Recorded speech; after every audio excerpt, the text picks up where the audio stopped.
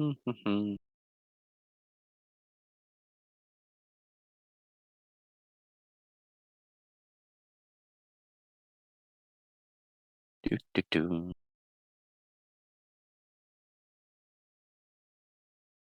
dear. Oh.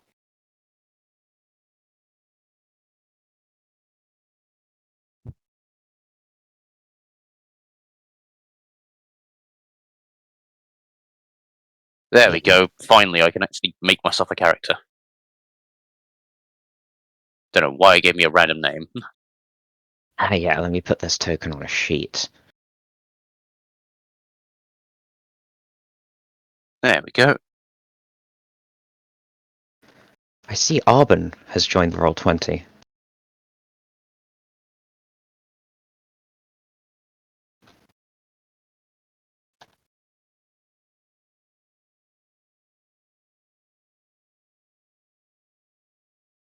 Behold. Truly the peak of art.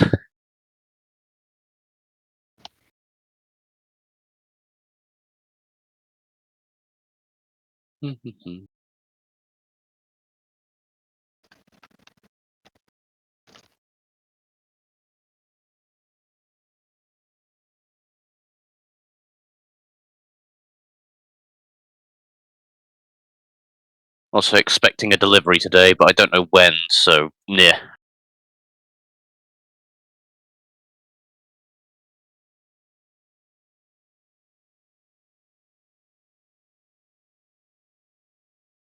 Bless you.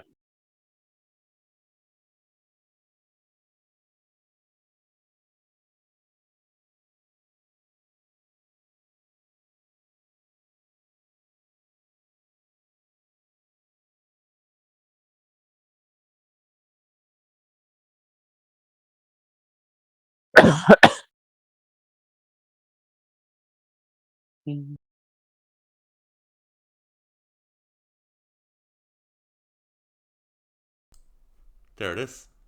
There it is. Okay. I set up the microphone correctly now.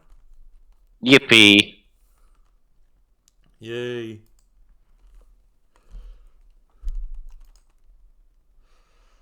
And it's recording. That's good to hear. Now we just need... Who do we hear? And...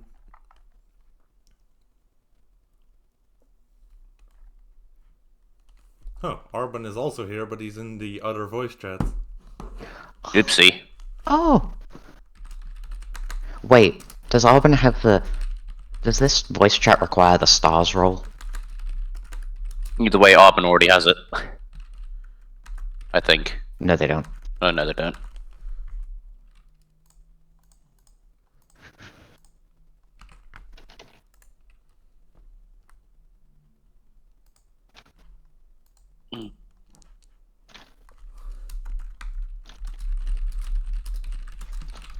Everyone should have access to it. Mm-hmm.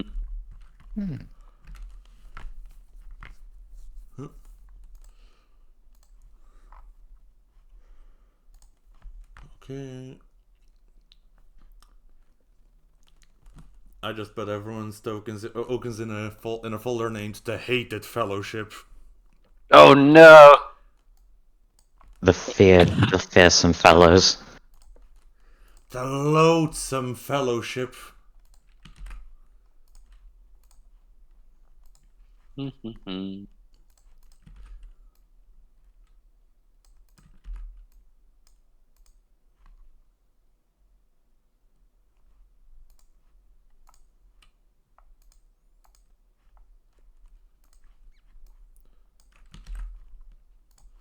The creature.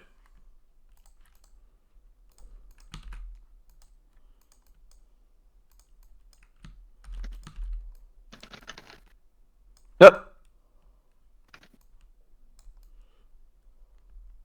Hello. Hello. I keep getting scared by the utter lack of a notification sound I'm getting. That would be such a fucked up feature. No notification sounds. That would be Unless on premium or something. that would be the true Halloween energy. Wait, leave and rejoin real quick. I want to hear. Okie doke. Oh, and I still hear them. Yeah, Yeah, But Sigyn can't. I think it's just a weird weird fuck thing exclusively on my end. Might actually, I have think it. accidentally turned it off. I like how you, I like your first assumption was they like made it a premium feature. I mean, I know the software industry. Just now, you can buy voice chat with Discord, a totally new feature we've never had before. Discord PvP, where you take away someone's notifications for a fee. I will say that now that I've heard it another time, it is a Christmas themed, but it sounds almost exactly like the Halloween one. It's just Yeah. slightly more tinkly in the bells. Oh Yep. my. Oh my. Oh yeah, current event sound pack is currently winter. Where are these sound packs in voice and video? It's in notifications settings. Oh.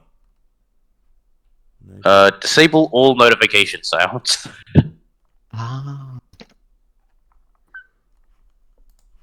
Oh yeah, you can disable user join and leave.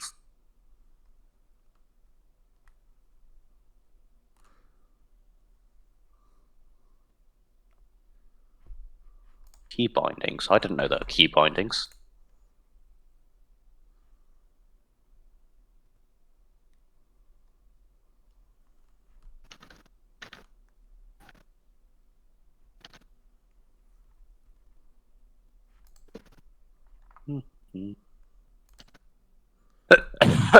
Excuse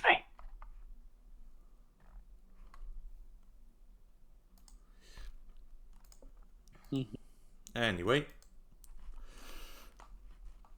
we can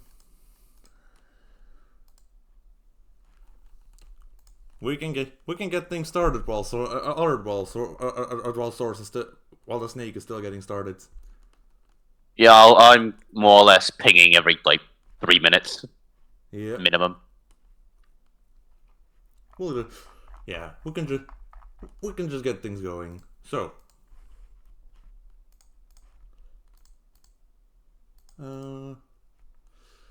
handouts. Create new handout.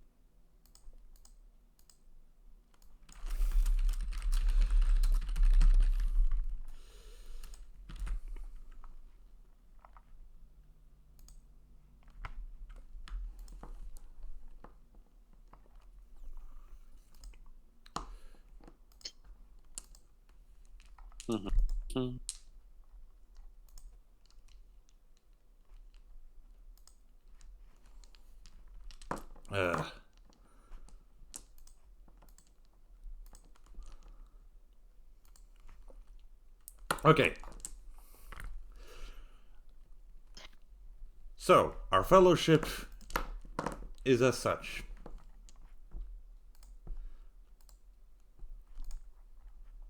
Fellowship.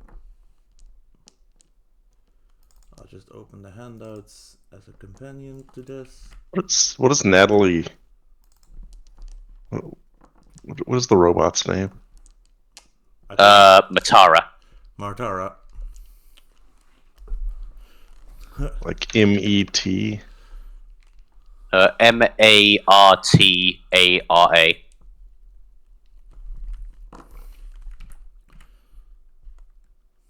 So, first of us.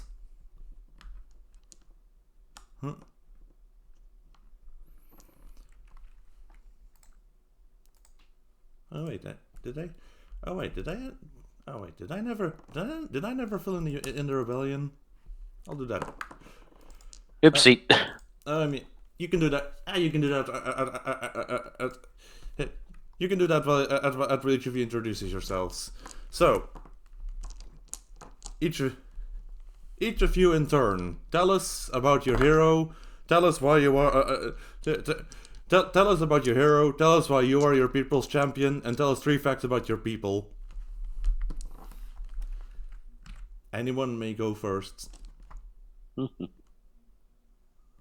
I am Calliope the Angel. Sorry,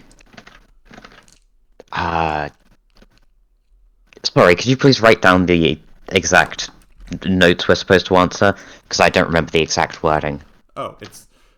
I'll just put that in the chat. Doop. Introduce your hero. Thank you. I am my people's champion in this time more than ever. Because, while typically the angels would avoid direct intervention, they take more of a guiding role, I, in a way, represent the potential of humanity. I am the willingness to change how far things have gone. And so, I have been put forward as my people's champion. As said, the angels are typically opposed to direct intervention, but they are absolutely not opposed to involving themselves in situations on principle. If anything, nudging things over the long term and observing for their own interests is a central part of how they occupy their many, many years.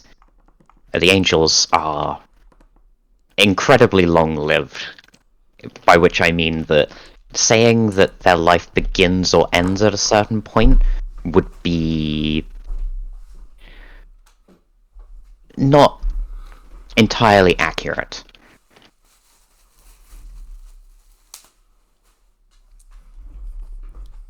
Oh my. I believe that covers the questions. Alright, I can go next. I am Raffy the Corpse Flower. The reason I am my people's champion is because I am the only one left. And because fighting is all I have ever known and ever will know. 3 facts about our people. Start with... When the Empire finally decided to make a move and wipe out Raffy's people, it ended disastrously as a burst of necromantic magic demolished the temples and killed everyone in and around them, raising them as revenants of some sort or another. Most of those revenants are not exactly sentient. Their awareness is uncertain. Raffy is kind of unusual in the fact that she is still mostly sentient.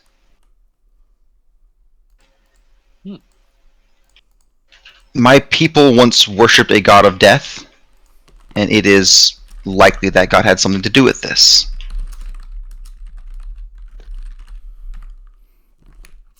Yeah. Indeed. There are still pockets. The Empire mostly wiped out what existed of my people. They took a firm hand in scourging them from the land, but with such a vast empire and such a vast spread out area, they couldn't necessarily get everything.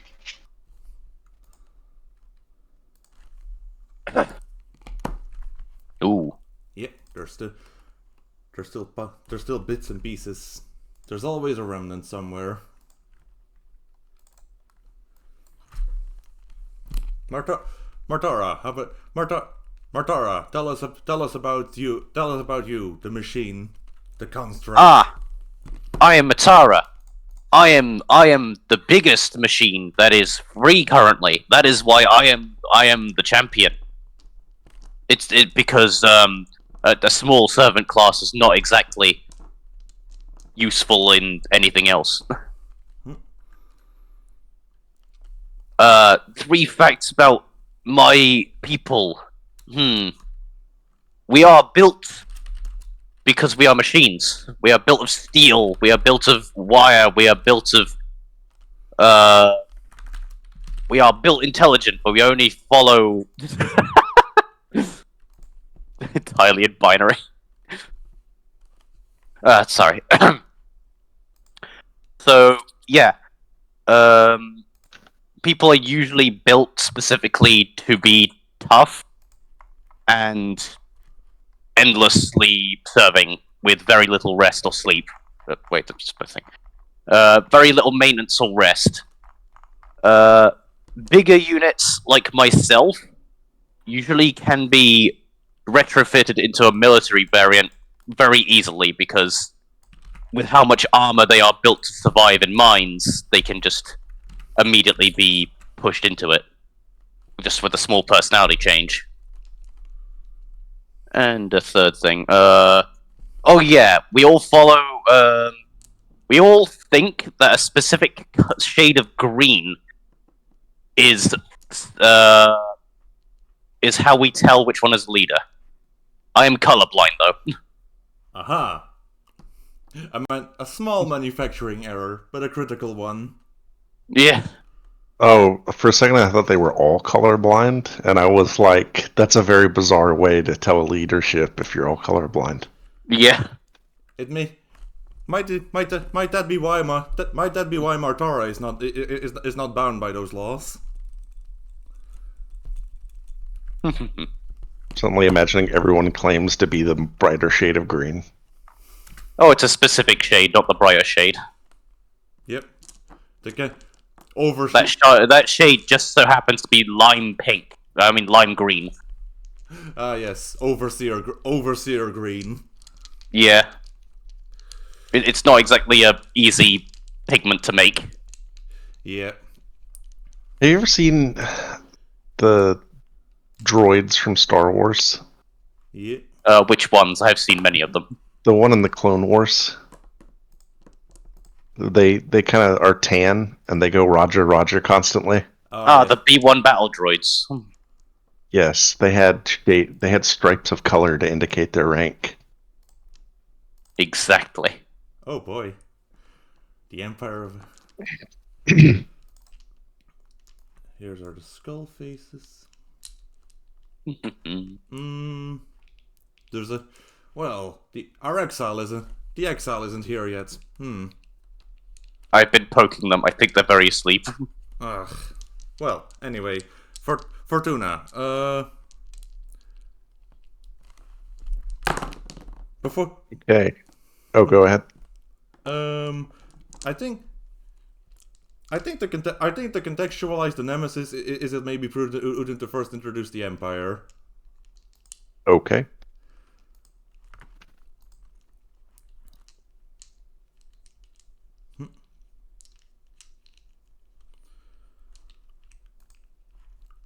What these heroes stand together. What these heroes have come together against, and is a vast organization. The Empire of a Thousand Worlds, as it rather confidently calls itself.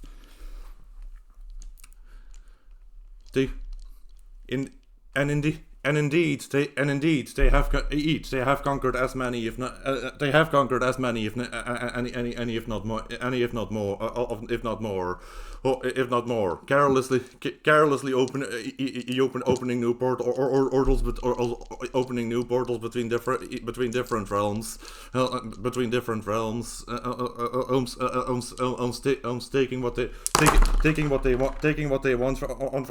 taking what they want from those that can't themselves.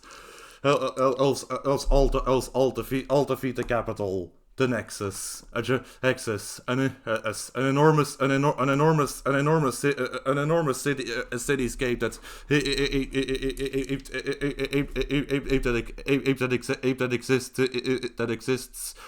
that exists across a spectrum of paradise realms, often considered the center of the Empire.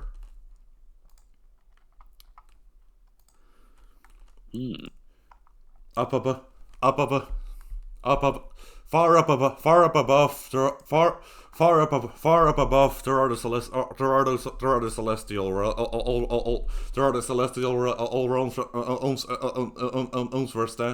where stands the first source of its power.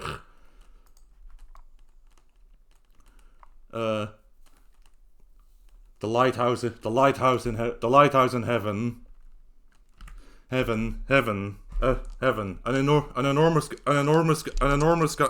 construct in which the shining soul of a goddess of wisdom is bound, and from which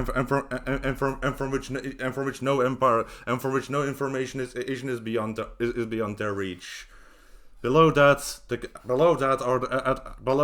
cloud giant marches, where the primordial elemental and titans from when the world was born, or not each and every one bound and are bound to the last to serve the empire. A reward and a punishment for being the last civilization to prove a worthy opponent for its armies. And below, of course, in the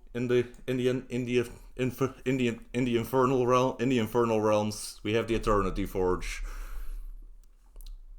Where the empire has conquered the very hells themselves, and rather than bringing salvation, they have turned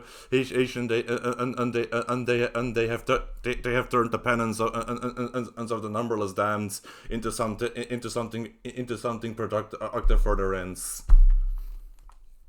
An endless factory city producing everything it needs to keep expanding. And tying this all together through a variety of gateways from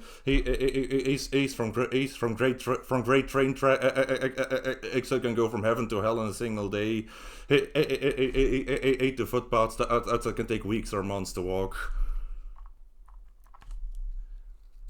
And at the center of it all lies the Nexus.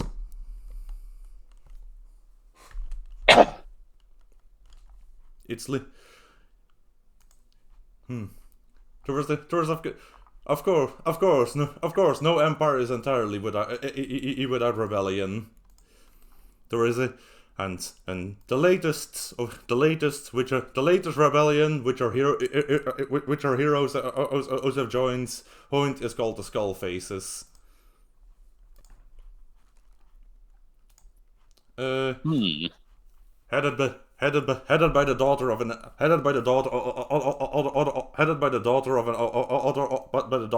a Nexus noble and a fire giant. I am named Lady Ragna.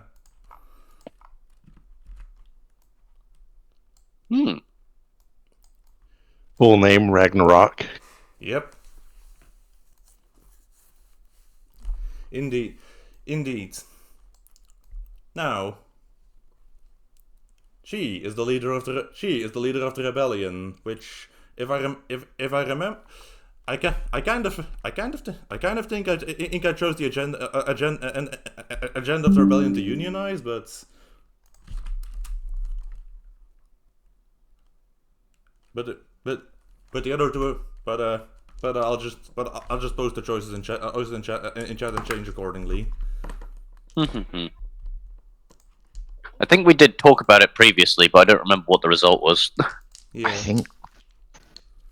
think we were leaning towards protect the commons or unionize, right? Yeah. Alt F commons. Keep the common. Alt. Yeah. Those are adjacent, but not necessarily identical goals.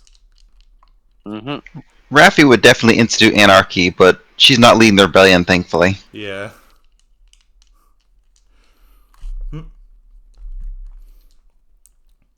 I feel like I feel. I feel like with the leader with the leader I come either I come up with up with it and the background that led her to become a rebel or to start a rebellion their agenda, and that would be to put people in charge of their own destinies. Mm-hmm. Given her whole motivation of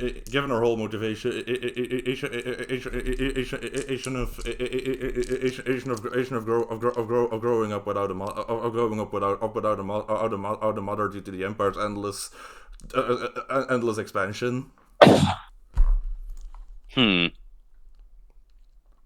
How many others? Me when the machine labor legions suddenly start asking for a union. Yeah. Now,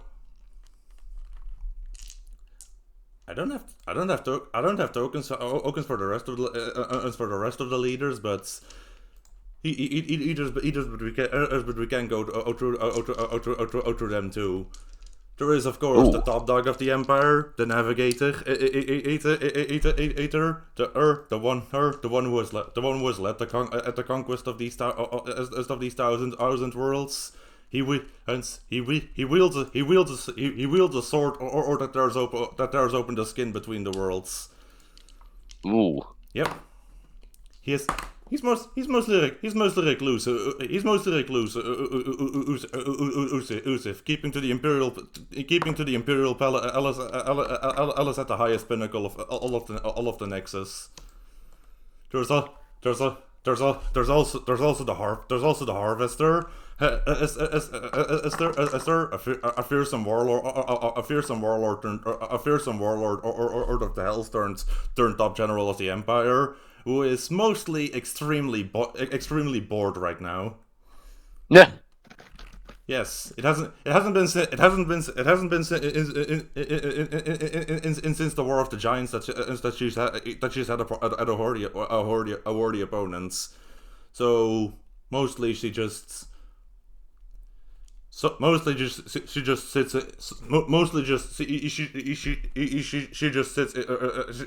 in her keep and occasionally goes out to crush the latest rebellion. There's also the Order.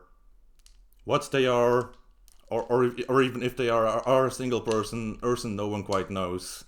But they're a voice that speaks to people in their dreams and in the darkness. That who promises rewards for obedience and punishment for those who fall out of line. They seem to be everywhere, area of nowhere. Their exact nature, well, that's a mystery the rebellion doesn't. That's a mystery the Skull Faces haven't found out yet.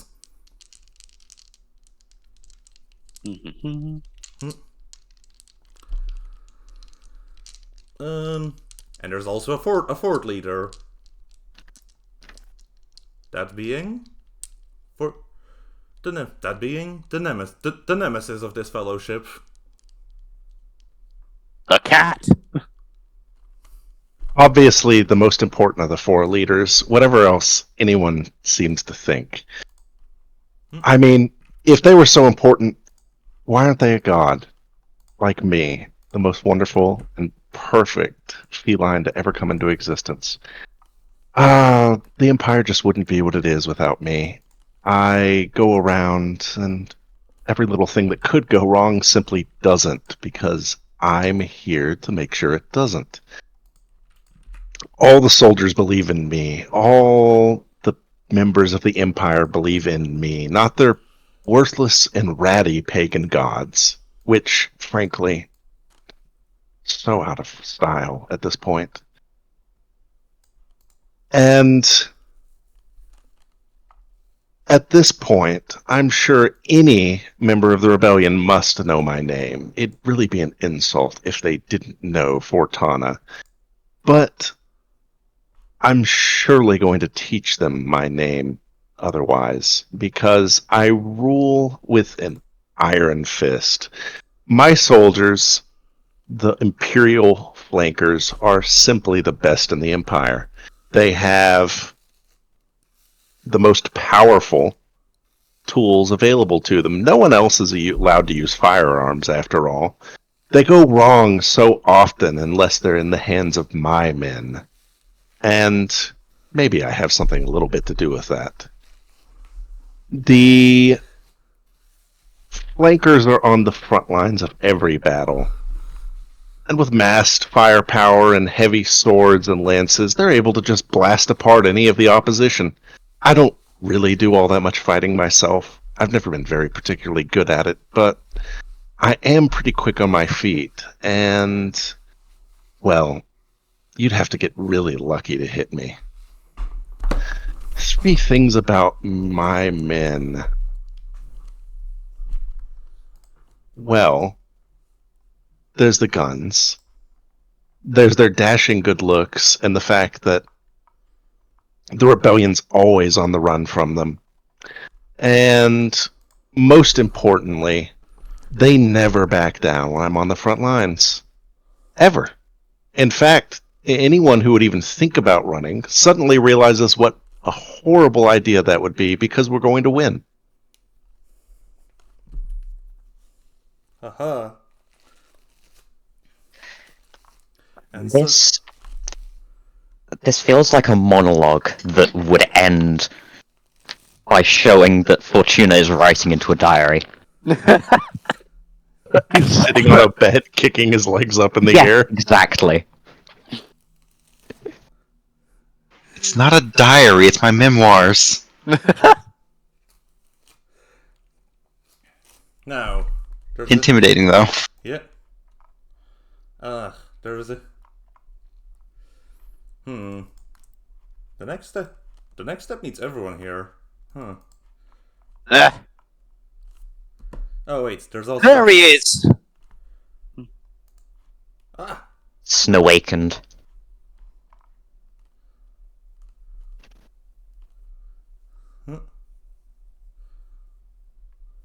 Pretender go.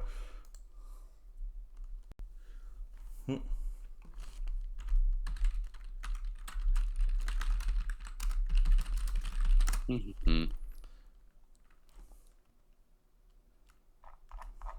Oh, I was holding the snake this entire time. Oh, there he is. There you are! Hi, hello, hi. Hugs you. Hello. Exploding violently. Hello. Okay. We got into things and huh. Yes, we've been doing everyone's introductions while we wait. I've also introduced the Empire. Ah.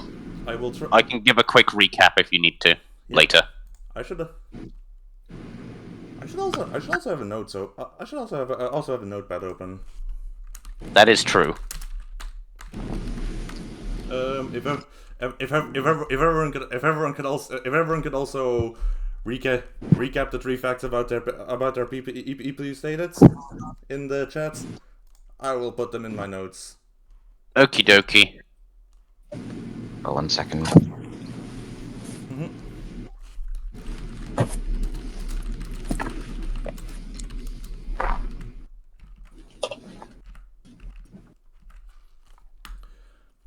Oh, source.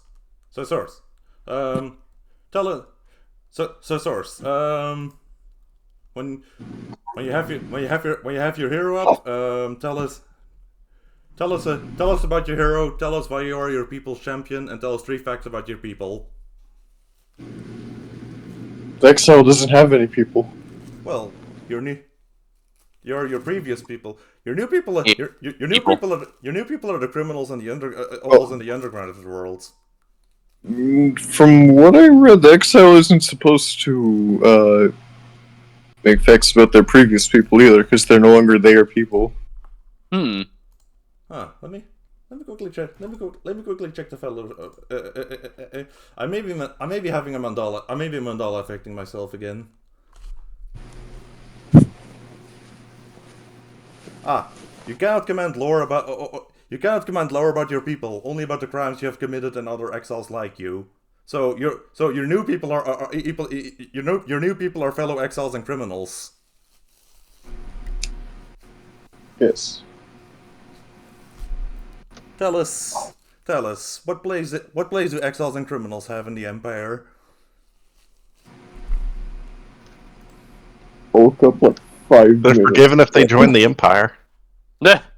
How kind. I've forgotten the third fact I said, or I don't think I actually did give a third fact. So I'll make one up for the thing I post. Yeah.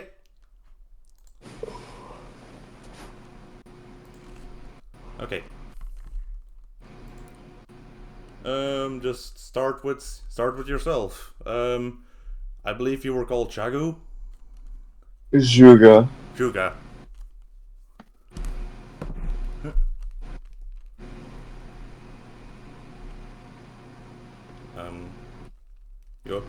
You alright?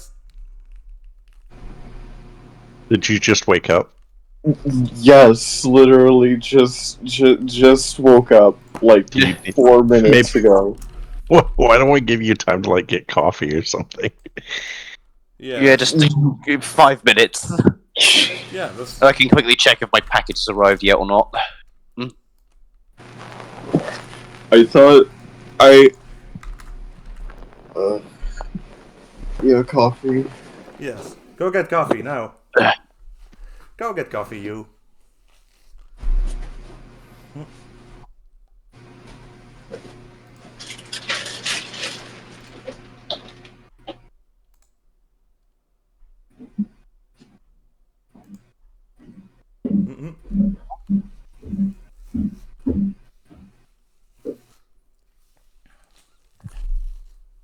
Oh, there's also the last step before we start. Oh. Rumors. Ooh. Yep. Do we just come up with one rumor? Yep. There's a process to it. From the minute you choose another player, it tells a rumor or superstition your people hold about their people. They cannot tell you whether or not this is true.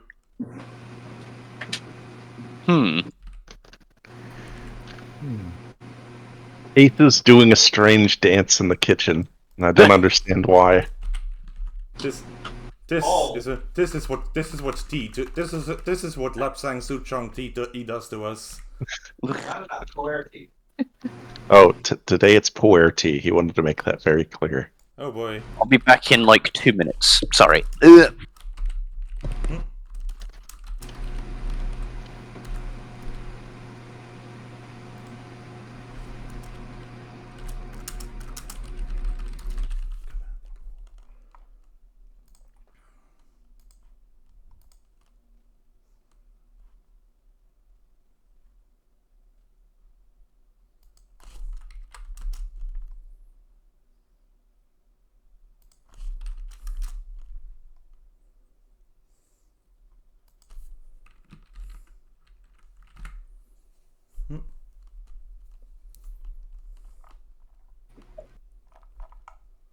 It's fancy tea. Oh boy. You know what? Ooh. Well, you know what? While everyone's taking a break, I'm gonna take a quick bathroom break too. Alright.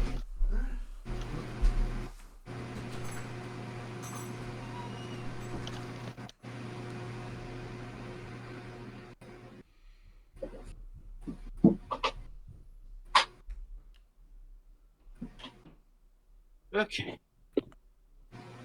I'm back. Welcome back.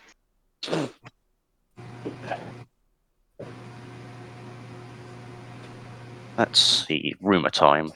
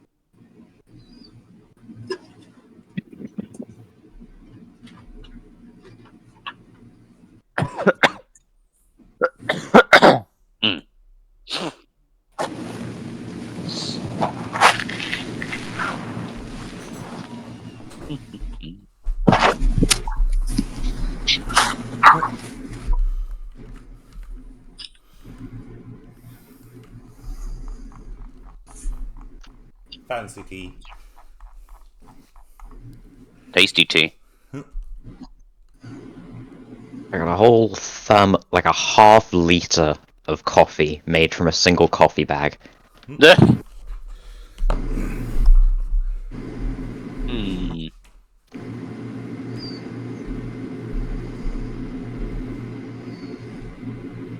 Alright, I think I have a rumor. Oh. Who's it? Oh, who's it for? But It is for the Angel. Ooh! Is it true that all of your people are just descendants of the Order? Oh boy. Oh boy, the angel can't answer if this is true or not. But most machines believe that this is true, because the Order is a divine presence, obviously. That's something I'm going to keep in mind. I also have a rumor about Raffy and her people. It is a subject of contention amongst angels whether...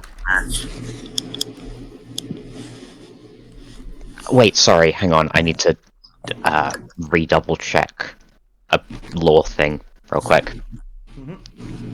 Come back to me in a bit.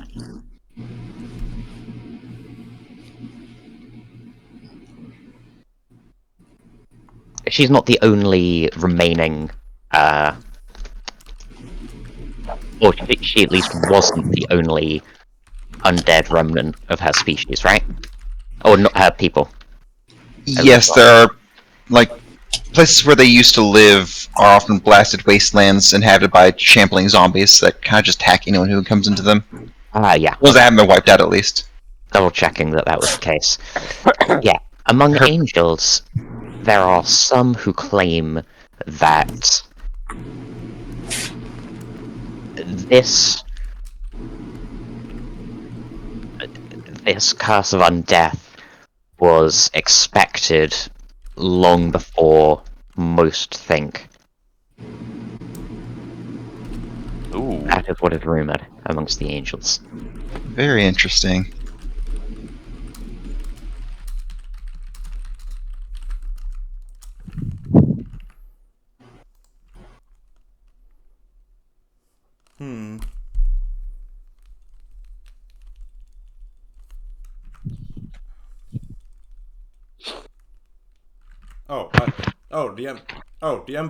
The Empire is also a valid target, and I also declare one rumor about someone else.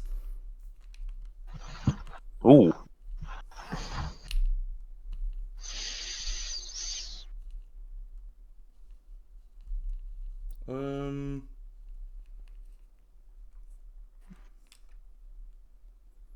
Talking of which, I believe.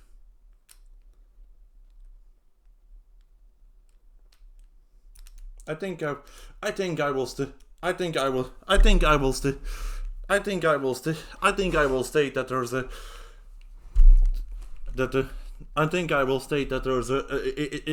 a certain anxiety among the intelligentsia.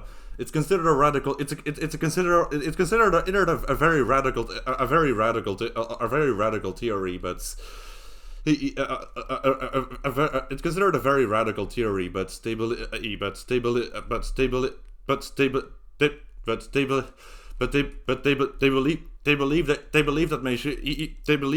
machines of sufficient complexity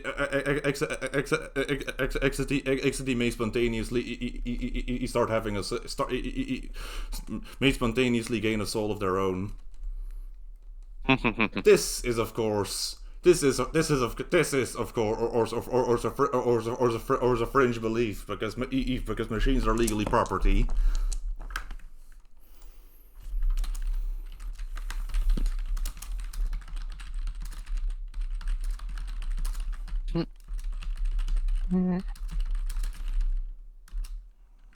Okay, I have a rumor that my people had about the Empire. They believed at the time that the Empire was the product of a rival pantheon, who wanted to test their might against their own pantheon to see which one was the better. And thus they created the Empire to be the foil to our people.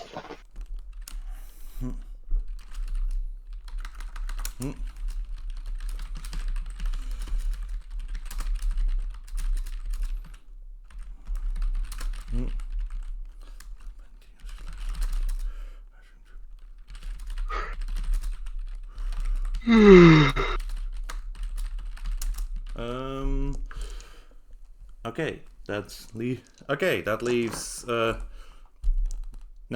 Okay. Source. Are you awake enough to give us to introduce your introductions now? Let me just chug at the rest of this cock. The rest of what? Sorry? The coffee. This is a very tired steak. Me when I struggle to exist. Ugh.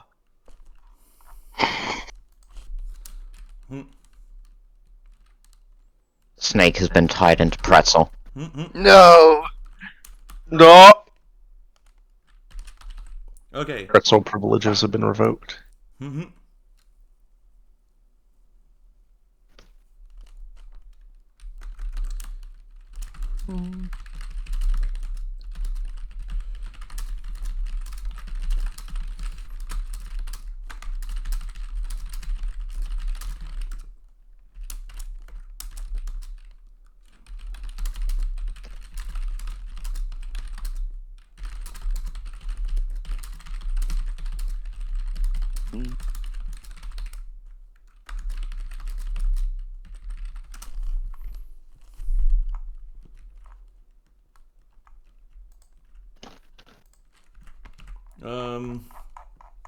But yes, we do need your introductions. I know. I'm just trying to find where I put that PDF. Oh, I probably still have the PDF on me. Oops. Oh boy. Here, I'll post it. There you go. Oh shit. It should be the filled out one. Yeah, it's the filled out one. Don't know why I ran into so much trouble trying to fill that out on my own. Well, to be fully honest, your one was bugged, so it's not your fault.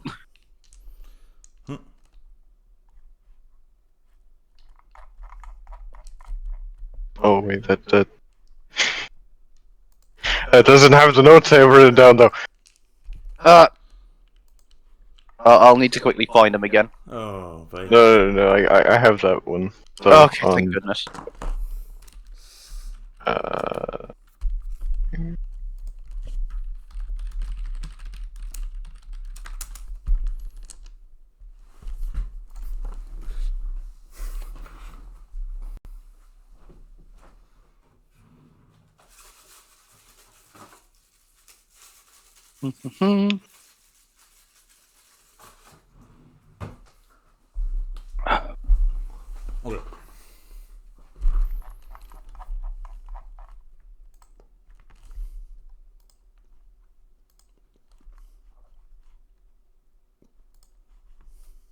Okay.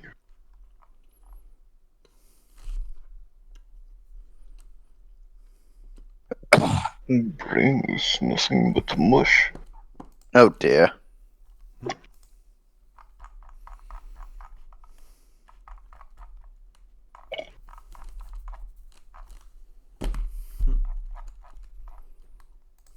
Surely 10 ounces of coffee will help.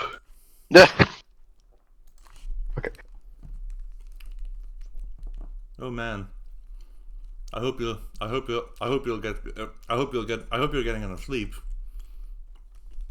I mean, I did definitely get about, like, 7 hours of sleep, so yes. But, Just a real slow starter in the morning then. yeah. Especially when it comes to, like, creative shit.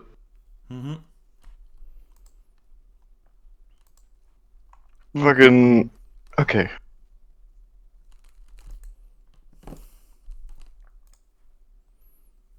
Juga man?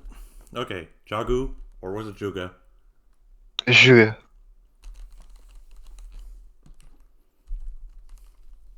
Juga. Huh. I believe Zhuge that. Liang. Yep. A small snack. From what I remember of you, remember of you telling me earlier, they used to be a beast mage in service of the Empire. Yes. They were a administrator over a farming community. Mostly trying to keep it in check, under the Empire's rule and fear. They were far too lazy at enforcing the fear part of that.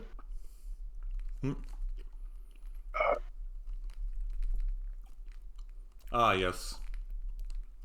Your fist wasn't iron enough. The vague threat about I'm gonna eat your livestock if you don't produce anything. Yeah. Yeah. And then eventually, as punishment for your laziness, I believe you were cursed to become significantly smaller. Yes. Small snake. I have an entire paragraph written here for it, but my brain is not braining. Just read out the paragraph.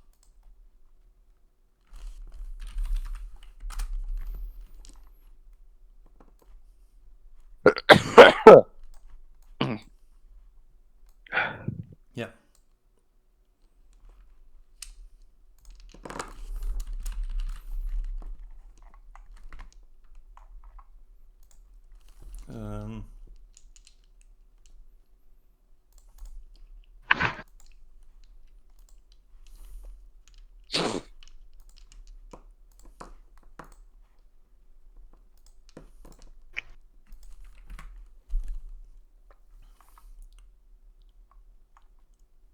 Source? Saucy?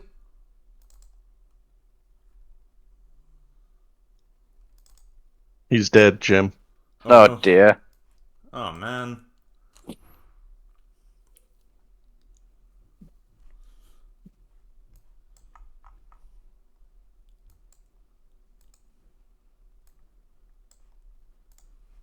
Mouth stopped working.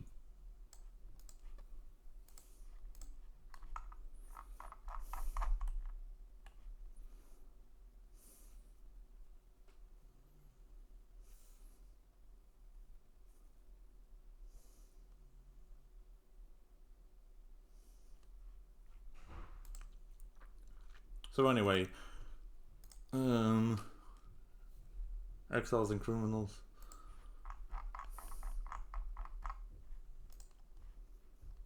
I think we still need a rumor from Fortuna. Yep, but Yep. and also rumor from Juga, but both of them are the only remaining recipients for the other. Mm-hmm. Okay, Saucy told me to read out the notes, Yeah. so I'll just quickly do that. So, like Saucy said, Juga used to be an administrator for a grand farming community. Yep, it's still a sense of the iron will, blah blah blah. Through their reign, they hardly ever enforced the rules. They were rather lazy about it, letting the farmers just do whatever they want, with the vague threat of now and then maybe eating their livestock. And eventually their laziness was found out, which, made them get cursed into becoming a small snake, rather than the huge mountain-sized world serpent they used to be. Ah, yes. One of them titans. Titans is what the Empire commands. A bit of a waste, but well. Yeah. Cursed with Tiny Snake. Yep. They still do have command of the. They still do have some command and over the earth though. Yep.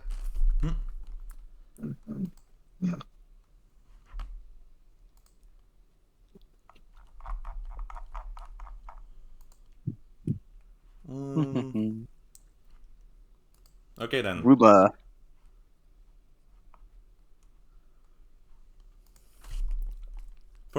Fortuna. What kind of Fortuna? What kind of rumor do you have about about the criminal underworld or world of the Empire? A rumor.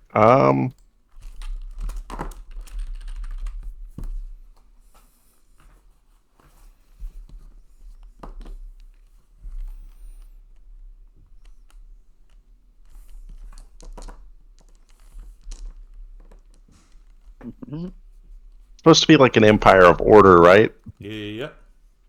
Everything is in its proper place.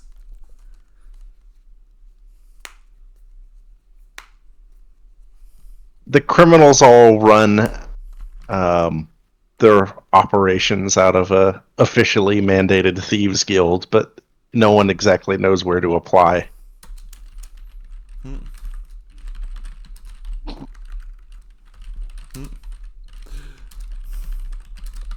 Yes, the criminals must also be orderly in this orderly empire. Even the crime has to fit into its place. Yep. It's Exactly. officially mandated dissent. My God! It's the fingers from Project Moon. Oh God.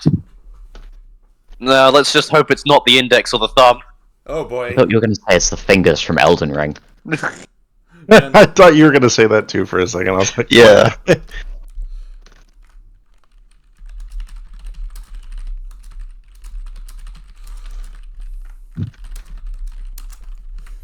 I do like that a lot as a rumor from the Orderly Empire that, yeah, it must all just be part of the plan. Yeah. Yep.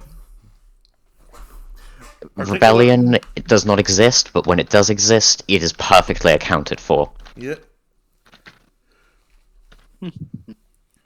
You exist because they exist because we allow them to exist, obviously.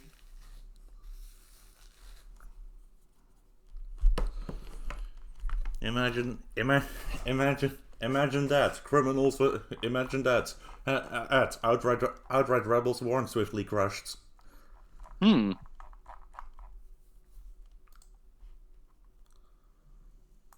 And against the government? flutters. What this is unbelievable. Inconceivable, unbelievable. Madness. Okay, so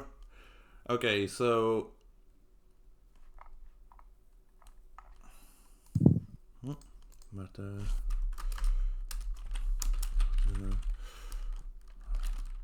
Speaking of fingers, I find it funny that the middle finger is actually the strongest of all the fingers. Words without context. yeah, command steal.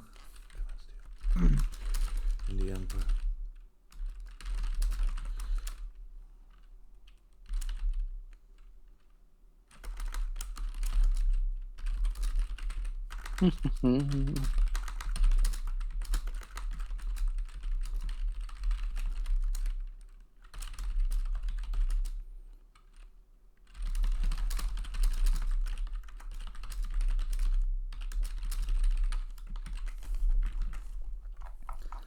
Okay.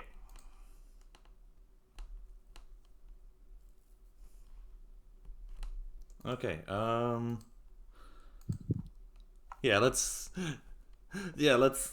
Yeah. So. Yeah. Source. You can maybe. You can maybe give. You can maybe. You can maybe. You can maybe. You can maybe. You can maybe come up with a rumor. You can. Yeah. Yeah. The three things about the. Okay. You can. Yeah. Yeah. Well. Yeah. Oh. Yeah. Let's think. Yeah. I will set things up for the opening for the opening adventure.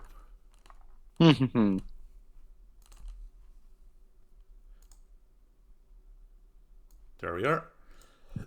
You should have a set piece. You should have a set piece open now. Set piece. Yep. Oh, the prisoner transport. It is black on black. Oh dear. Oh yeah. It's also in So the Google clashing. Drive. It's easier. Huh? It's also in the Google Drive. Saying to anyone. Oh. Oh, you have access to that? Oh, are we not meant to have access to that? Yeah, I should. Yeah.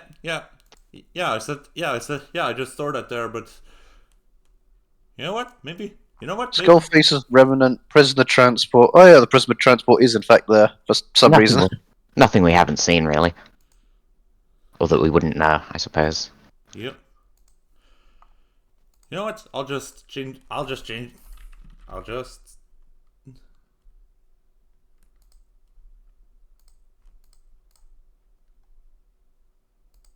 There we are. It's white now.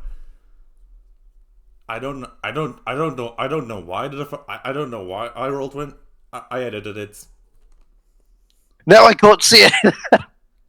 Sorry. It's alright, I'll just select it all. There we go. I went back to. Honestly, I prefer dark mode myself. Well, I didn't even know there was a dark mode. Now you know, and knowing is half the battle.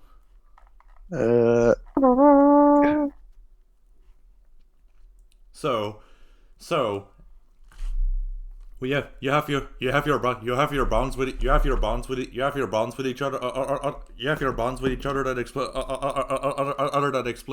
explain in how you came to be together. Mm-hmm. And now your first major action as a part of this rebellion. A prisoner transports. They were. Yep.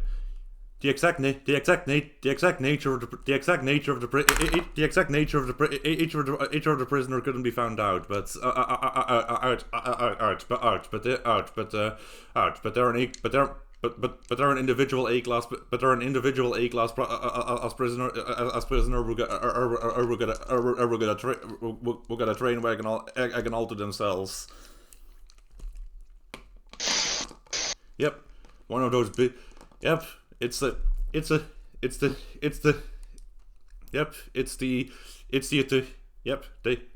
Eternity Forge line or line, a freight rail leading directly from the Eternity Forges to the or just to the vast logistics centers or just the Nexus. Most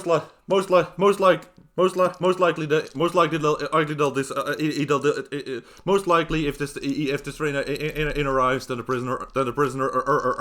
prisoner will disappear into the will disappear into a high security system, into a high security site, never to be seen again. So this place is your window of opportunity. Yep. The eternity line is the eternity line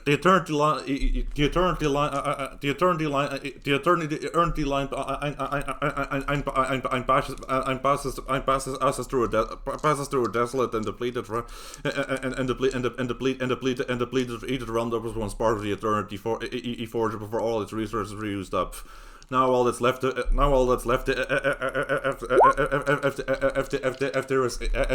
is ash and howling winds. Mm. And of course, Ash and Howling Winds. Yep, indeed. And My of favorite. course, a set of train tracks with fences around them. The fences are relatively trivial to overcome.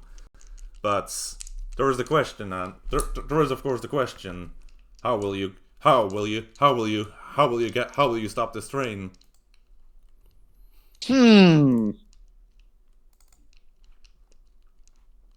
I got an easy, relatively dangerous solution.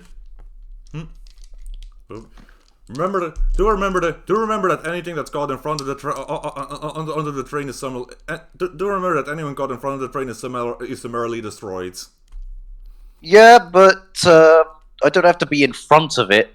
We got some time before it arrives, right? Yep. So, can't I just use my gigantic drill and just dig up the tracks? Oh boy. But we need the people on the train to be in one piece. That Yeah. is true. Indeed. You do need the prisoner alive. Obviously, we just hop onto the train, beat them all up, and take the prisoner. It's easy. Yep. Will they keep driving if they know the tracks stop ahead of them? Well, it does have brakes, of course, and the Imperial logistics, it depends. And some parts of Imperial logistics will brave hell or high water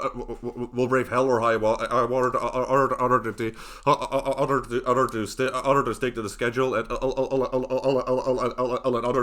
others will do anything to ensure their consignment arrives completely intact.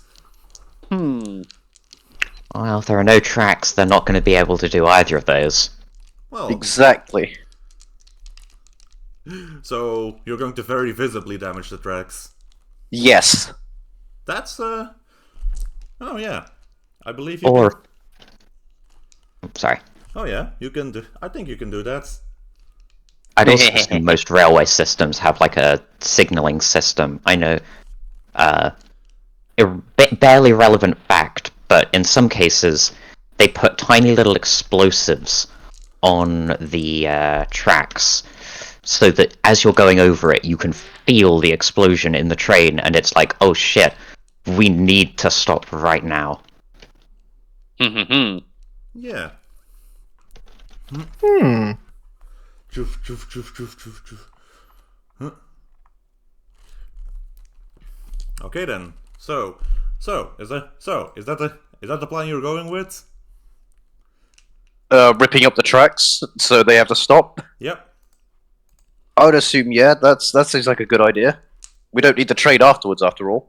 Yeah. Where are you even gonna put a whole train? That is a very good question.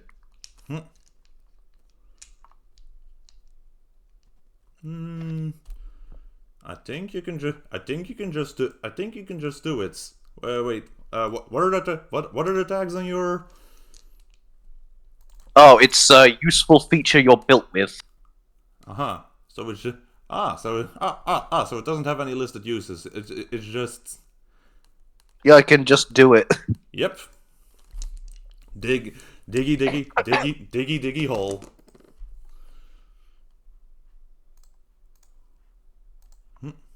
Indeed. So yeah, I just take the large compartment on my back. I take it out, still connects to my back via a hose, and I just well, not a hose, a pipe, and I just like drill my way right through the tracks and the stone underneath it. Yep. That'll get them waylaid. So Also, that is going to be a nightmare to repair. yeah. Soon after the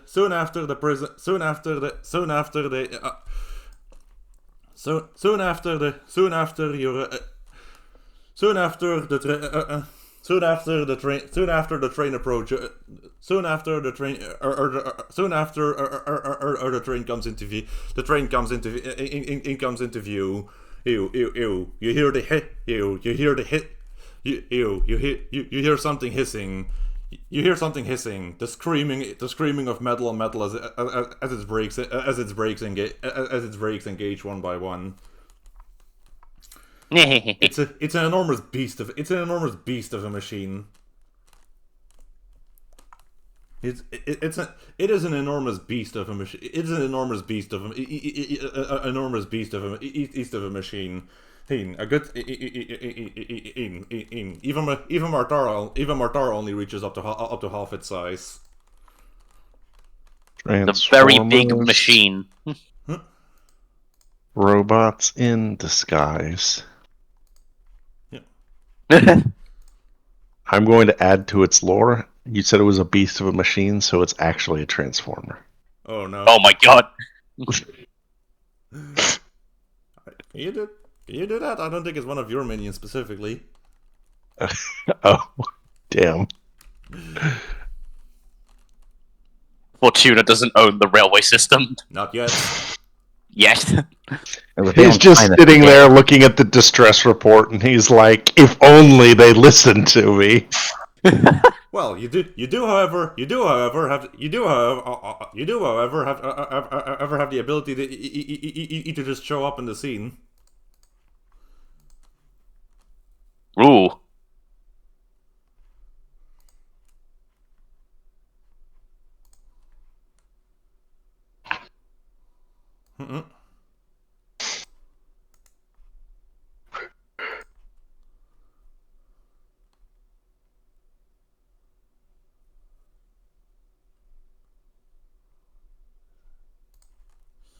That I do.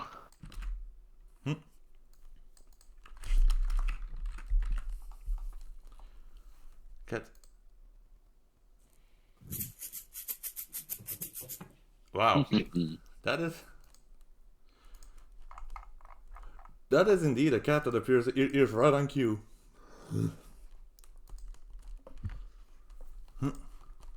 Okay.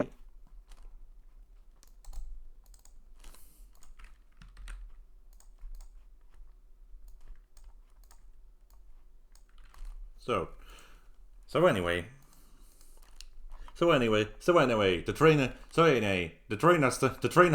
has stopped, and its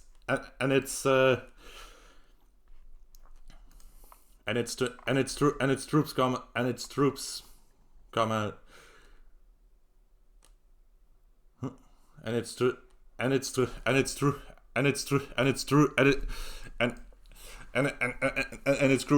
crew peeks out. It's out. Looks to be a group of them. I wave hello. Oh, you do? Hello.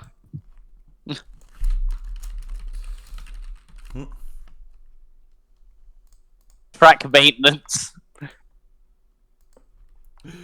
Well, is that what you're doing? I mean, I could give it a try. Yeah, you could try talking sense with them. Okay, so it's talking sense. That one's the courage one, right? Talking sense. The stat for talking sense depends on what you're trying to do with that. Exactly. Ah, okay. When you impress, dazzle, or trick them, roll grace. That ace. That seems. Oh. Since you're trying to trick them. Alrighty. So it's a 2d6 system, right? Just need a quick reminder. Yep, 2d6 plus the x plus the relevant stats. Okie dokie. I don't remember the specific commands, so 2d6 minus 1. I get a 4. Oh boy. Yeah, for being such a large machine, I'm not exactly graceful. You're Trying your best. Neither am I very convincing. Not a very good liar either, huh? No, if you could see my face, you would see that it's got a big blush on it, if I could blush.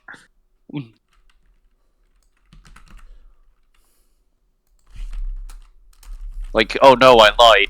That's a bad thing. Violating programming.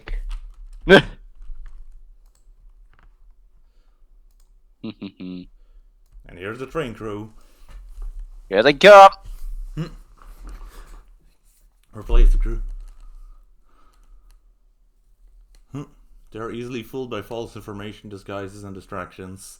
Alas, you didn't fool them this time. So, what? That doesn't make sense. That doesn't make sense. That doesn't. What? No. There shouldn't- what? No. There's no track maintenance planned here for another 3 days. For another 3 days. Hey, wait. Oi, I remember. I recognize your serial number. Your rogue machine. Get him. Ah! And with that, the group comes out. But around this time, Yep. Calliope is carefully gliding along the ground, attempting to sneak just around their field of view over to the train, Oh ho. in the hopes of loosening one of its, whatchamacallits, hatches. That's the word. It's what? Hatches. She's going to go around the back and see if she can sneak past to, get a way in. Yep. So I should just roll a get away for that, I suppose. Yep, get away. Yep, get away is exactly the move for this. Okay, 2d6 plus 2. Yep.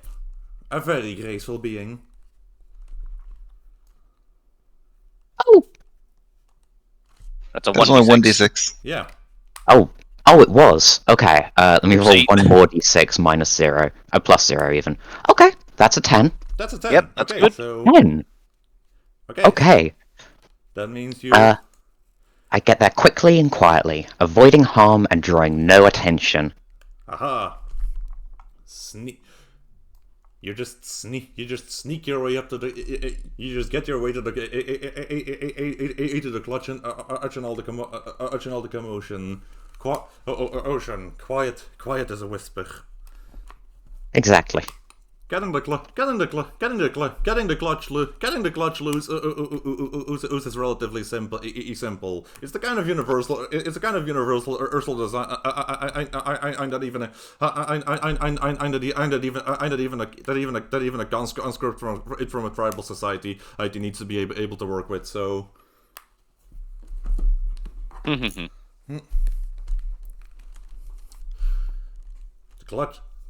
So you get the clutch loose. And, I suppose Calliope would make a guess that it's probably somewhere in the back passages that the prisoners are kept. Yep. She's going to continue making her way. She's going to have a peek in while this confrontation between the rest of the party and the crew is going on. Okay then. Wait. I had. Oh wait. Damn it. I forgot to actually put the prisoner. I think I forgot to actually put the prisoner. Put the prisoner on the cast page. One moment. Oopsie. Just uploading another file. Quick, act like you're stopping me from trying to destroy the tracks. And failing miserably.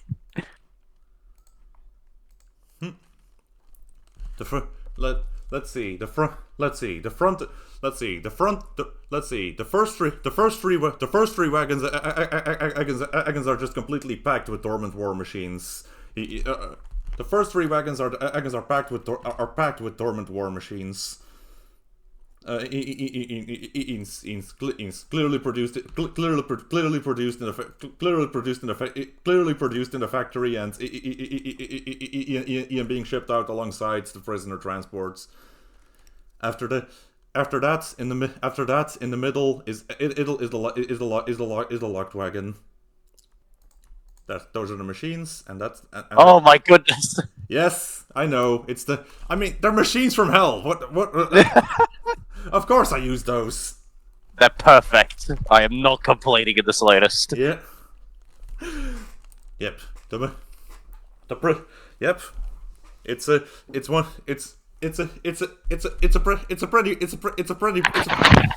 The actual prison wagon is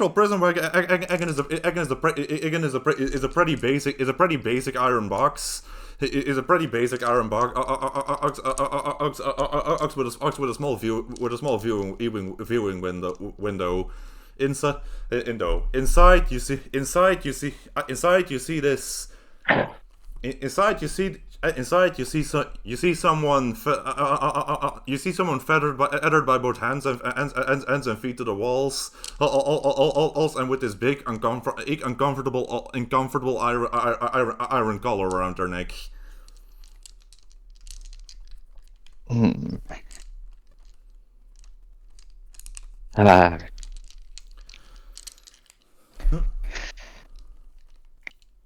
Calliope is literally gliding about an inch over the ground so as not to make a sound as she slips through the passages of the train.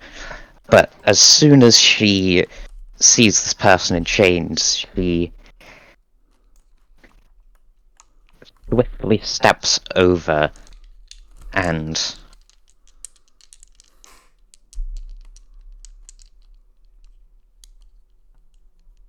okay, you know what? I can't use a power word on something unnatural, but I can wield a power word as a weapon, and that works on just about anything. Yep, indeed.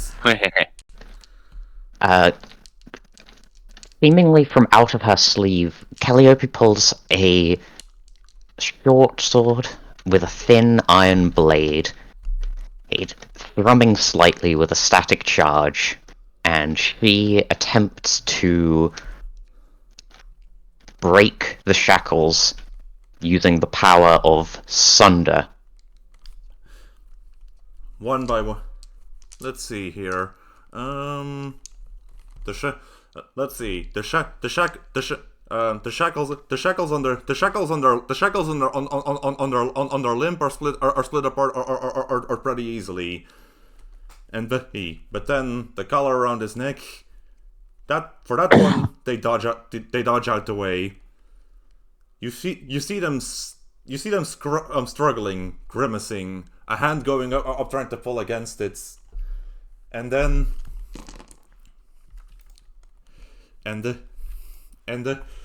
as if pulled by an invisible string, that hand instead it goes into a fighting stance. Uh-oh. Ooh. That seems like a good time to reflect the Yep. frame of view back to the Yep. party. Yep. I'm just.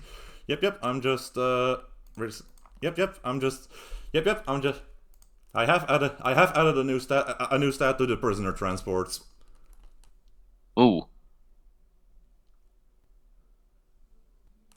Lantern Warrior. That's it. The most relevant stat at right now is the bottom one. Oh, choice compliance card. Uh-oh. Yes. That seemed to me exactly a good moment to shift if the spotlights.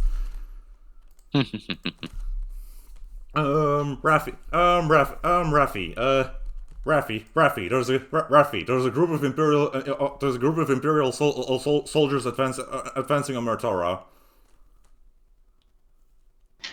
Seeing that the ruse has clearly not worked, Raffy's going to step out from behind the robot, grinning widely, a ancient and rusted-looking greatsword slung over her shoulder. Well, we tried, didn't we? Now we get to have some fun. Sort of rolls her head from one side to the other before grinning in a really unsettling way. She's very, very pale, like unnaturally so, and her eyes are a sickly yellow color as she grins to the incoming soldiers. Alright, who's first? Try to make this fun for me, will ya? Yeah. And she's trying to, I guess, goad them into attacking or engaging in combat. Yep. I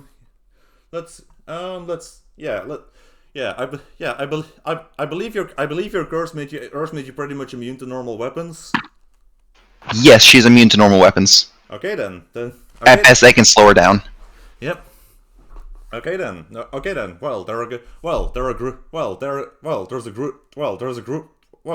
They are a group, but they they are still a group. They are still a group. They are still a group, but they are still a group. But I think. Let me think. If you. Oh yes, you. Oh yeah. Oh yeah. With the. Oh yeah. With that. Oh yeah. With that. Oh yeah. With that advantage. With that advantage. With that advantage. You don't quite have an advantage to finish them with, with it, but it does make you tough enough to keep them busy all on your own. In that case, I'm going to use the move Lash Out. Oh yeah. When I wildly strike out with intent to kill them, I can roll blood. Oh yes. There will be Raffy blood. is not. Yes, there will be blood.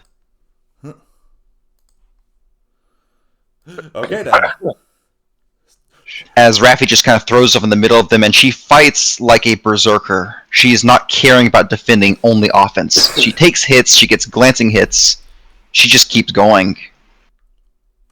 Captain, Captain, it's Captain, Captain. I just keep stabbing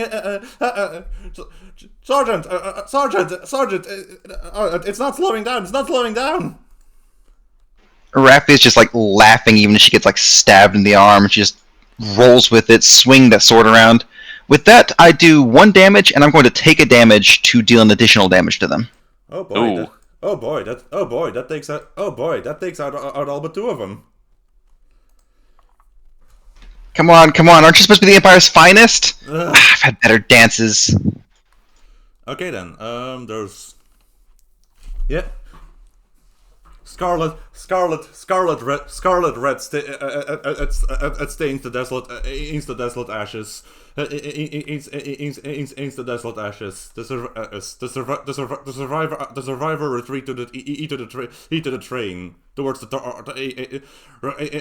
retreat towards the cargo wagons. Activate the Belials now. I'm sorry. Where are the rules on damage in the playbook or in the book? Damage. Damage. If you look at enemies also have stats you can damage. If an enemy's stat is damage is crossed out and no longer true. So, for example, loyal to a if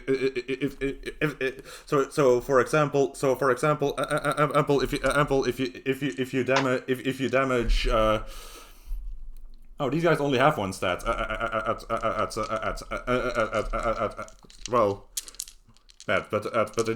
they do have the stat.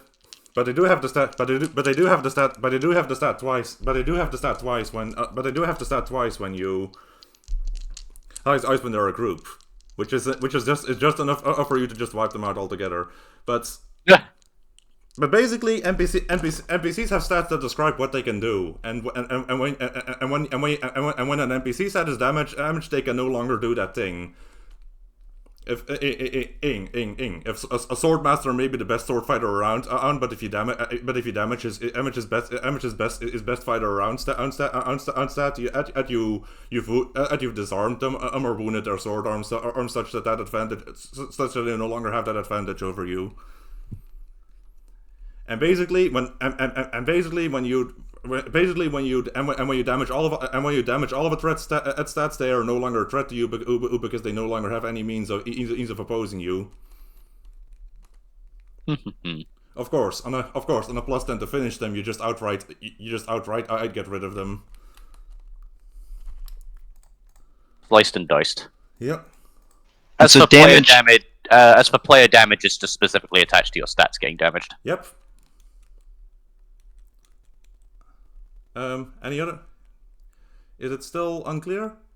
Or is it...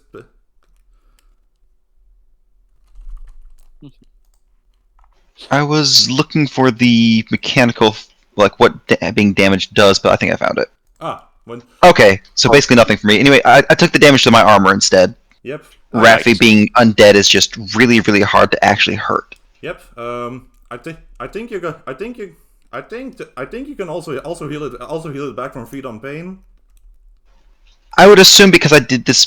I'm not sure how that works. 'Cause I did this move. and the damage is. Oh yeah, you do. Oh yeah. Oh yeah. Well. Oh yeah, you do. Oh yeah. Yeah, that makes sense. Yeah, that makes sense. Yeah, that makes sense. You can heal it back when you deal further damage. Otherwise, that move is just free. Yeah. Oh yeah, that's true.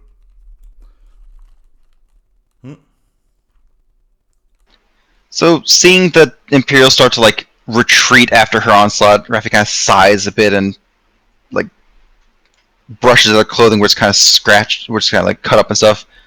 Well, looks like we're headed in next to assist the other one. You coming? Oh, And she turns yep. back to Martara and to Juga. Sorry for not being very convincing. Oh, it's okay. You tried your best. Yeah. She like playfully and affectionately like pats the robot's leg before sauntering off into the train. Solid steel construction. Dong dong. But yeah, Martara follows along. Pick up the Juga. Okay. Okay. So So, okay. So it's so I'm taking the impression that what we've got going here is we've got Calliope being all nice and sneaky, while the rest of us provide a very obvious distraction. Yep. Oh, I'm very good at being a distraction. Yep. So is Raffy. Yep. Yeah. Yep. The.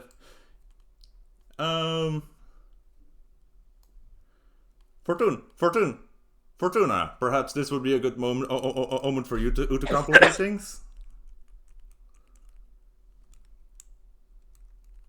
I refuse. Oh. Yeah. Oh. Okay. When they get to the cargo, Well then. Well, they still have the. They still have the stat military transports. So the two survivors of the crane climb onto the cargo pallets, and they both work together to start activating this big machine. About as big as Martara, but this one is even more plated. Clearly made for war. It has a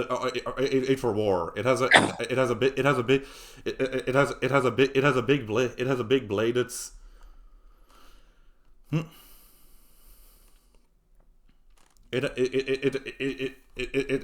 it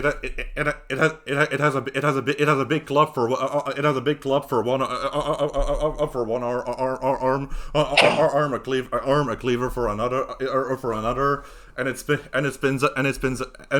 starts spinning up with this deep growling noise. Oh, one of my bigger brothers. Sort of. Raffy like whistles quietly under her breath. Wow, they really just don't stop coming up with weird stuff, do they? This should be fun, interesting. Yeah, let's go for it. Yep. So you're letting them do it. Can Then they activate. Then they bring out Belial. Then they bring out the Belial 3 killbots. Ooh. Yeah, Raffy's plan is just to let him do it because she wants to fight this thing. Okay. Killbots. They have a kill limit, but it's quite high. Futurama. Yes. Yeah. Yeah. Target. Only I had wave after wave of my own men. Yeah. Yep. All you have to do is all die, and then it'll fix it. Yep. Go. Does it count if it kills the same person multiple times? I don't think There's undead only one count way to as a find kill in the out. first place. They have someone or a list of someones to kill. I think that's a wonderful like experiment. How many times does it have to kill Raffy before it shuts itself down? Yeah. But yeah, this big machine targets required. And the sergeant just this trembling sergeant just points at Raffy. That one, the one with the great swords. Analyzing threats,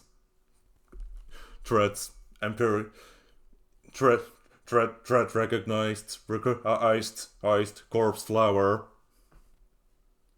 exterminating, and then it just. And then it just jumps off the wagon with this deep thump as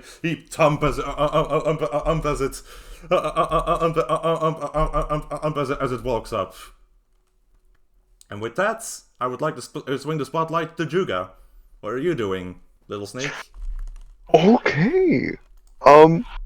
Question: is there air intake visible? Of the killbot's air intake?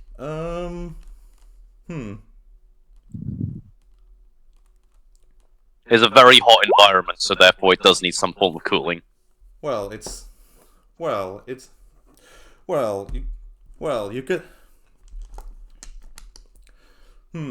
I think it may have an air intake. I think it may have an air intake, but I would actually ask you to look closely to get. But you would need to look closely to get a clear view on that. Ooh. I can do that. Yeah. Alright. Juga is observing. And that would be 2d6 plus 2. Plus your plus your sense. Aha. a 10. Ask 3 questions, but you will find one answer out the hard way. Okay. Is its engines good against dirt at all? I'll pass that question. I'll pass that question onto the construct. Just how rugged is this skill? Just how rugged and adapted to hostile environments is this skill bots? Below 3 is a specifically designed to work in hellish environments. Therefore, they can accept large amounts of ash, clogging their engine, and but it does weaken their capabilities slightly. Aha. Okay then. What's your? You have 2 more. What happens if the air intake gets covered? I think if it gets completely covered, it might. If it gets completely covered, it might. If it gets completely covered, I think it might. I think it might retreat. I'd retreat to eat and demand maintenance from the closest Imperial technician. And now for the hard way, I assume. Where is the air intake? The air intake? The air intake is directly behind it, and it has eyes pointing pointing in all possible directions. So sneaking up on it isn't really an option.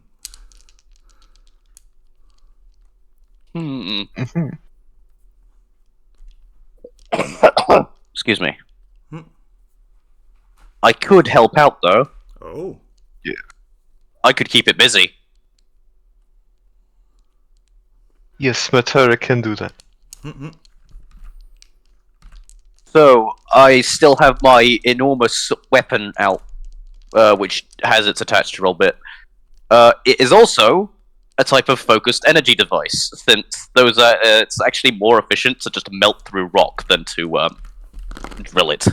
It gets rid of more stuff, but there's the issue of it destroying ore, so therefore there's the drill component. Yeah. And I'm going to be using the ranged weapon to... Sorry about that. Welcome back. I'm going to keep them busy at range. Okay then. Roll for it. Let's see. 2d6 plus 2. That is 11. Oh boy. So that means you buy some time and their attention is all on you for now. And they will not retaliate when the time is up. Okay, it's okay. It raises both arms. Its outer plating is too heat its outer plating is too heat resistant for you to do any lasting damage, but but you definitely got its attention. Reassess it. It knows for a fact that if I hit one of its eyes, that eye is going to need to be replaced. Yeah, reassessing rogue units. Stand down. Code lime green. Code lime green, unaccepted. Color invalid.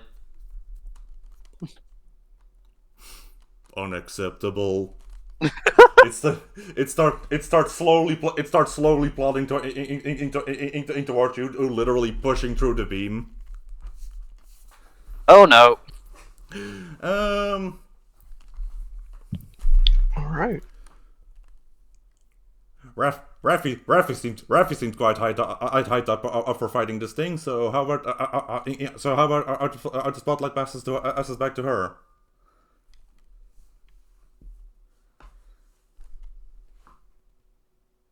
Raffy? Yes.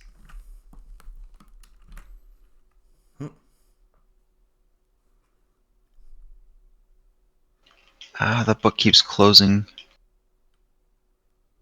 Oh man. It's angry at you.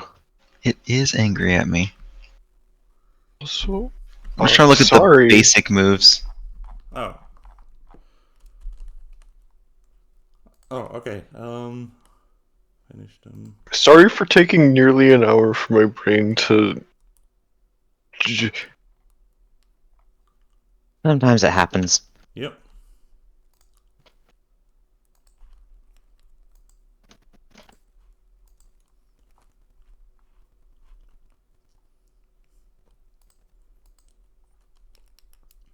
I think. I think. Okay, I don't know exactly what sort of move I would need to do for this, but my plan here is Raffy's going to be working with Martara to try and gain an advantage over this thing. Yep. While Martara is harassing it at range with the laser drill, or the laser thing, Raffy is trying to find weak points and just bashing away at this thing. Being a nuisance up close and personal so it can't get to anyone else. It's very accurate to call it a laser drill. Okay, so with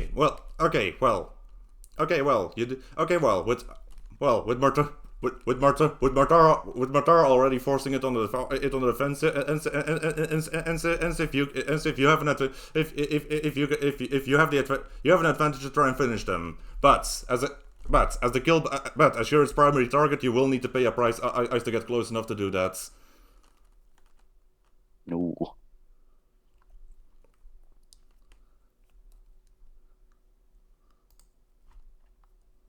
Yeah, I will gladly pay that price. Oh yeah, and what price do you pay?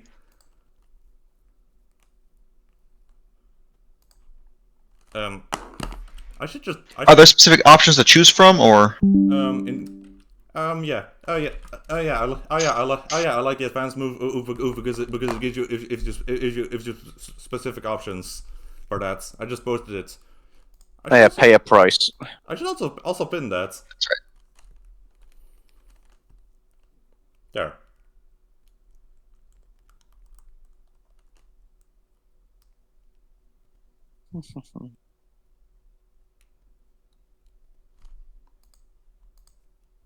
Okay, I've got a good one. Oh. I'm going to suffer a setback. Ooh. Oh. The setback in this case being that in the process of getting close up to this thing, Raffy takes a lethal hit. Ooh. Or what would have been a lethal hit for anyone else. It's just built different. This thing, yeah, this thing, I assume she lets herself take a hit, and it is a devastating blow, one that clearly would have killed a normal person. Yep. And for a second, Raffy seems to be dead. And then, sickly yellow lightning starts to crackle around her body, the same color as her eyes, as she starts to jerk and twitch and pull herself back up again. A ragged gasp tears out of her. That hurt. And with the machine being off balance from its strike, she is in position to get a free hit in. Yeah. The setback here is that every death kind of tears away at her humanity a little more. Oh yeah, that's She's one step further away from trying to pull herself back to being normal. yep. That is that's a juicy setback. Yeah. I assume you're just trying to kill them. Yes. Then roll with your blood. Roll with blood to finish them.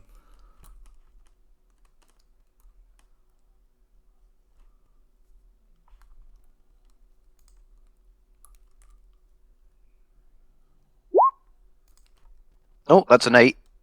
Oh yeah. I deal damage but lose the advantage.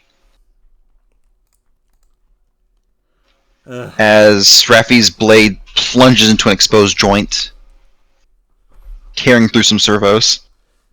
Yep. How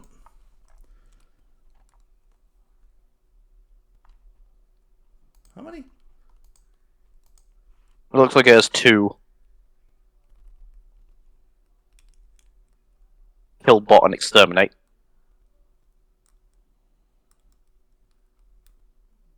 I think. Wait, I think that may be flavor text. Hold on, let me. I should really have done the formatting better. That's on me.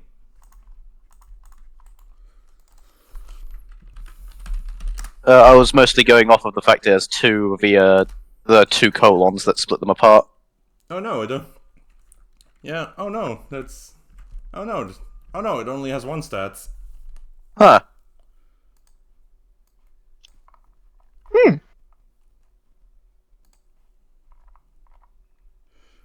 Okay, so a good stab through an exposed joints.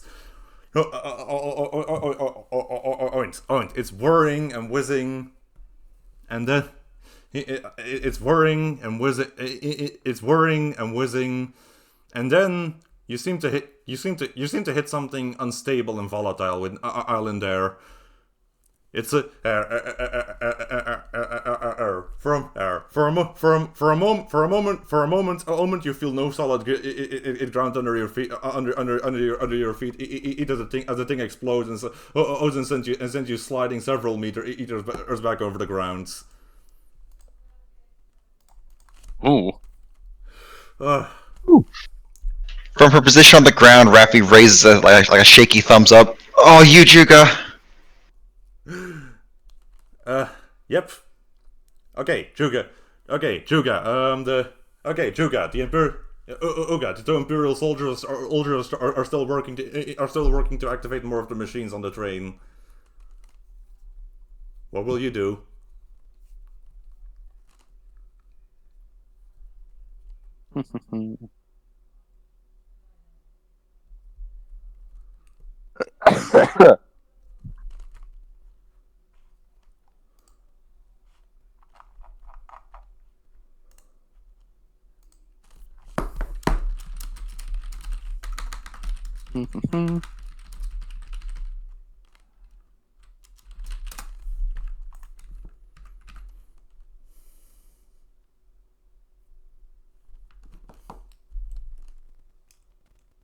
Juga?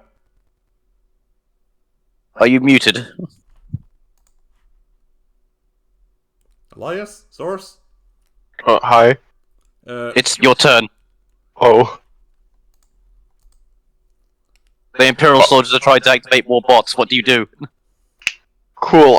Throw dirt in their eyes. Okay. Pocket sand. Oh yeah, you can. Pocket Ash. Oh yeah. Do you have any equipment? Do you have any equipment or abilities that could keep multiple people busy at once? It's Or wait, no. I think you're overcoming. You're preventing them from doing something. Not just keeping them busy. Yeah. yeah. Overcome. So That would be 2d6 minus 1. Literally just telekinetically throwing sand into their eyes. That's it. Well, more throwing the ash around them into the tray. The machines are on open top wagons. Oh, even better. Yep. Just bury the entire thing in ash. Overcome this threat. Oh, that's So a 5. Oh dear.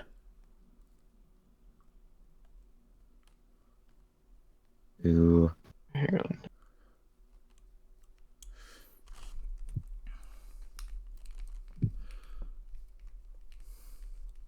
So literally nothing happens. There isn't even a result for less than a 6. Oh, that means. You tried, but Oh, that means. there was too much ash. Oh, that means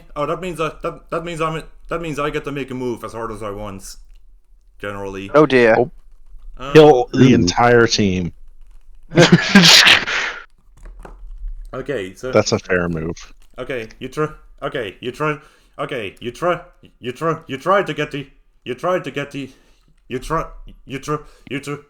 conjure up a wave of ash. You tried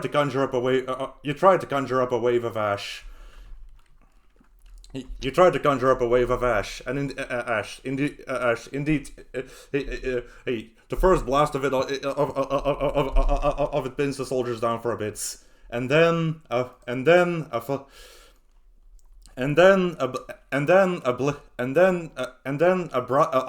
blinding lance of brightness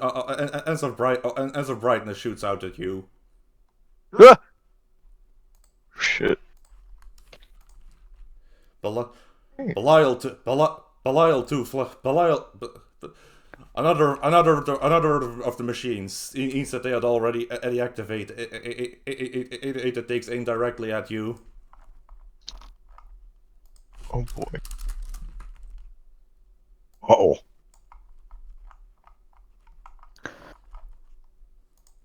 Let's see. I'll just bolt the stats at this time.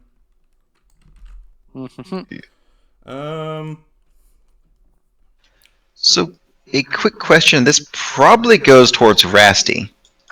Yep. Do machines have enough of a soul for Raffy to feed on their pain? Yes. Does it count as harming another when she hits Technically, one? yes. Yeah. Martara is the living proof that machines are people. I would say.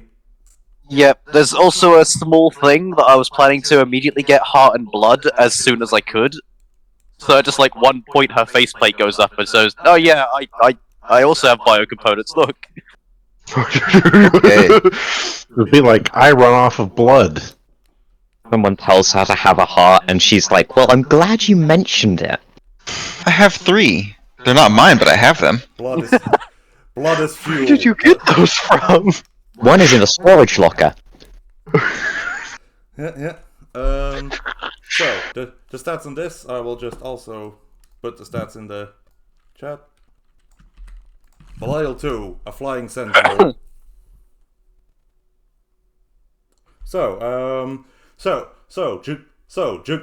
Juga, unfortunately, you took damage from that hit. No, they did not, because the last second Raffy pushes them out of the way and takes that hit straight in the chest. Oh yeah. Ah yes. Burning an armor. Well, am I close enough to do this? Actually, I should address that. I was knocked away.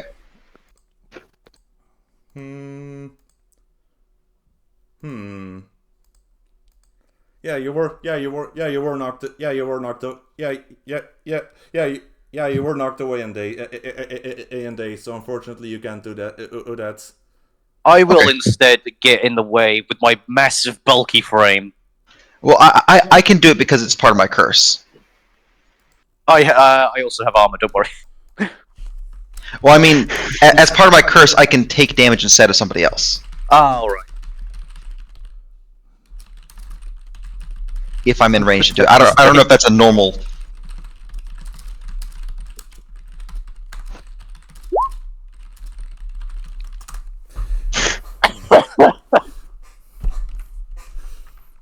Quickly protect them. So yeah, unfortunately, unless anyone else as a means of interjection, action, the snake takes damage. Yeah, I don't think I have anything that specifically allows me to interject. Yeah. Well then, Juke. I don't have anything either. Yep. Then. I see. Yep. Then damage one of your stats. All right. No. Laser beam. You know. And now. Stat damage. Now. So now there's a flying sentinel delivering suppressing fire while you're out in the open. Not a good position to be in. Also, Anyway. the original Belial's still alive, What? unless that was only 1 damage. Oh, it only has 1 stats. Oh, okay, it's dead then. Cool. Yeah. Yep. They are very big and scary, but once you hit a weak point, they kind of just fall down. Yeah. They mostly have a lot of fictional. They mostly have a lot of. They mostly have a lot. They're mostly dangerous because they're very. They're mostly dangerous because they force you to pay a price just for approaching them. Yeah. If you're their targets. But anyway, while the distraction is taking suppressing fire, Calliope, you're facing down the prisoner you're here to rescue, and they're being puppeted by a collar that seems to be forcing them to fight to attack you. Okay. A glowing blade of light glow. It grows out from their hands. Ooh. So if to be clear on how keeping them busy and doing damage work, in a 1-to-1 battle, you couldn't keep someone busy and then finish them. Yeah. You need someone else to do that, right? Indeed. Yeah. Okay. Indeed. Raffy's very good at directly fighting people because she can and just lash out in that circumstance. Right. Wait, so can you not do damage to a stat on your own? Oh, you Yeah, you can. You can just roll finish them, just straight up. Oh, you can just do that without the advantage. You have to get an advantage a different way. Yep. I see. Indeed. Having someone keep you have to be a bit more clever than I guess, or have some material reason you're an advantage. Yep. Okay, that makes sense. Yep. In that case... Well, Calliope...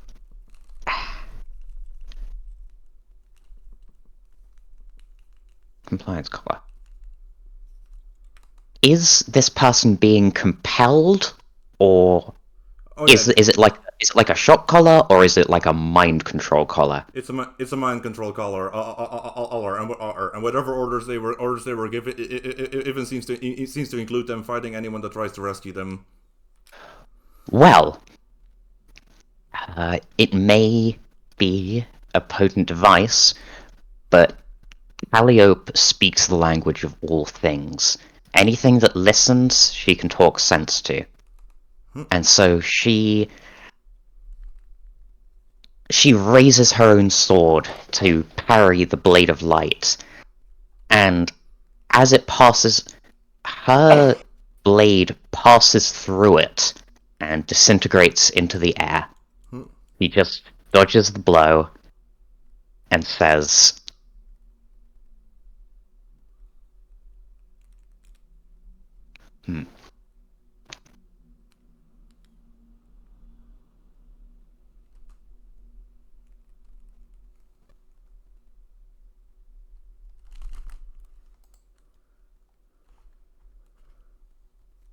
okay, she...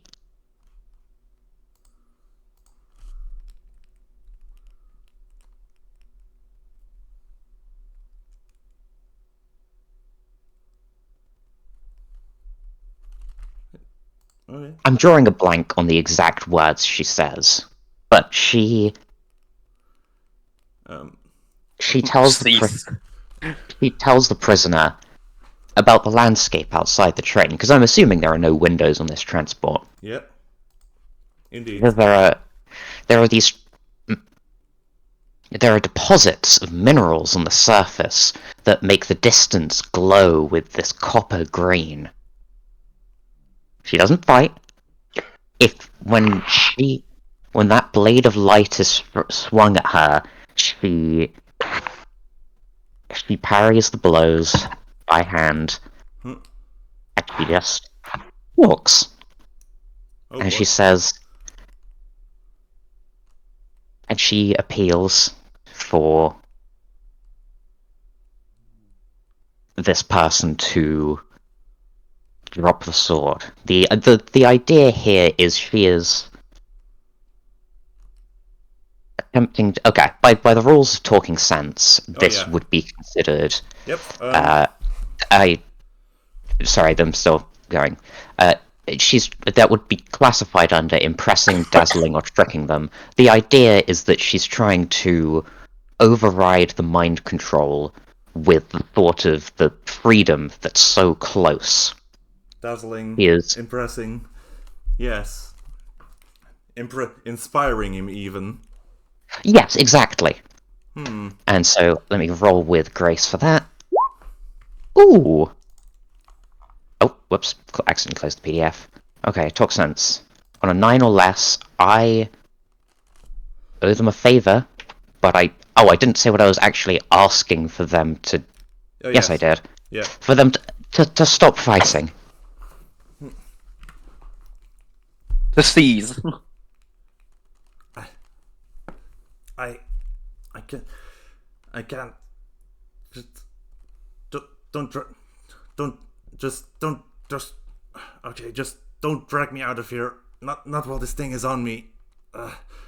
It hurts. It hurts when I disobey. Okay, she's gonna slowly, carefully draw closer, take a better look at the collar. Is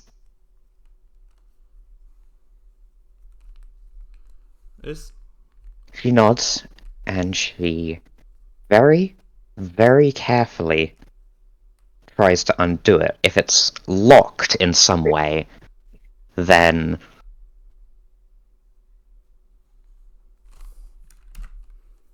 just a very short blade, similar to that thin blade of iron representing Sunder, comes out from her within her hand, and she tries to work it off or cut it away.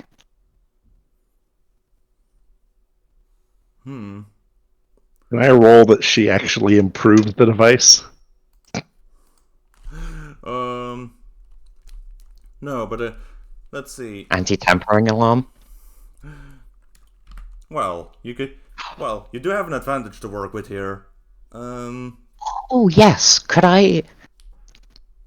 I'm gonna make you an offer that you can refuse. Calliope gets it off, but it has an anti-tampering mech. Well, no, of course everyone. Never mind. I was gonna say it alerts everyone. No, yes, it alerts the crew that someone is tampering with the prisoner compartment. Oh yes. Oh What do you yes. think of that? Oh yes. Oh yes. That works with strike from advantage. Okay.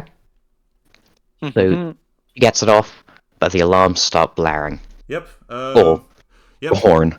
Yep. So that immediately pays us the price of take a handicap, making the situation harder for yourself. Ooh.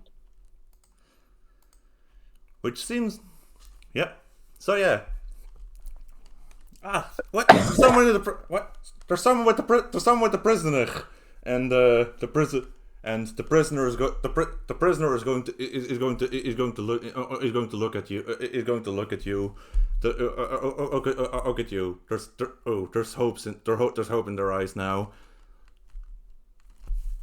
Eyes.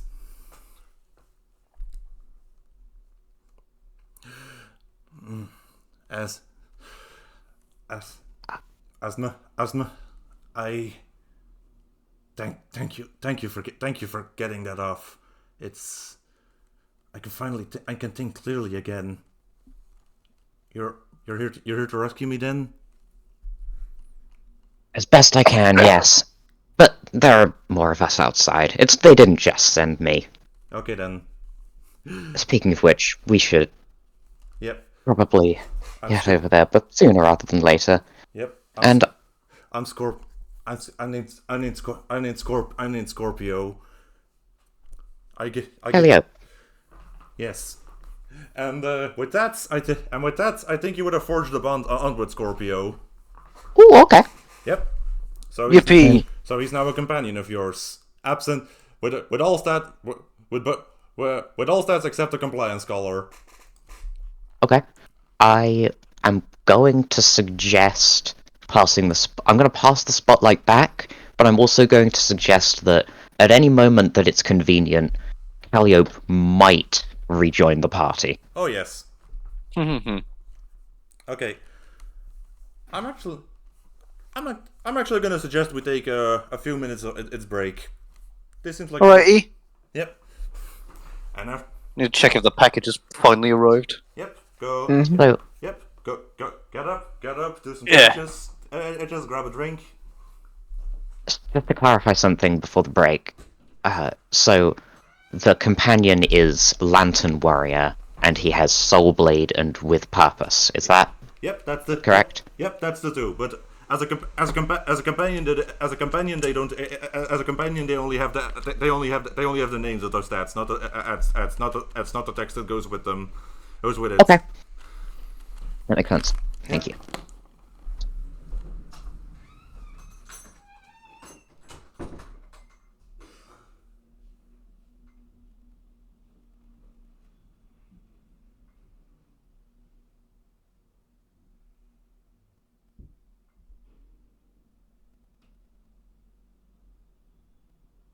La la.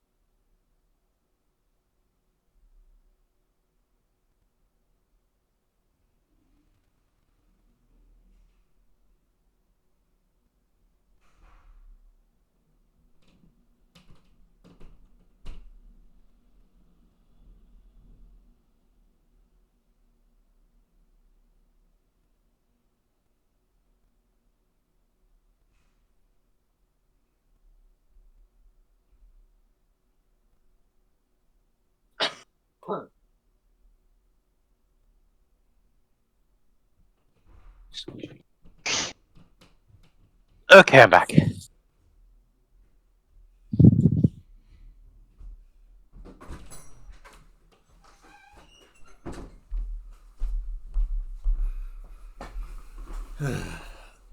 Okay.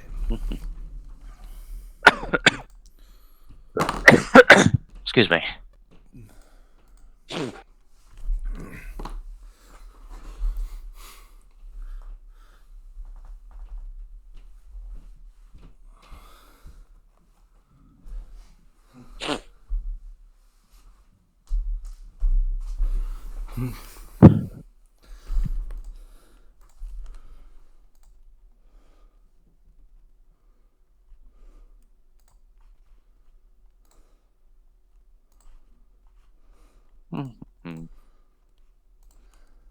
I wanted to show up when they tried to like take the collar off, but I wasn't sure how to do that.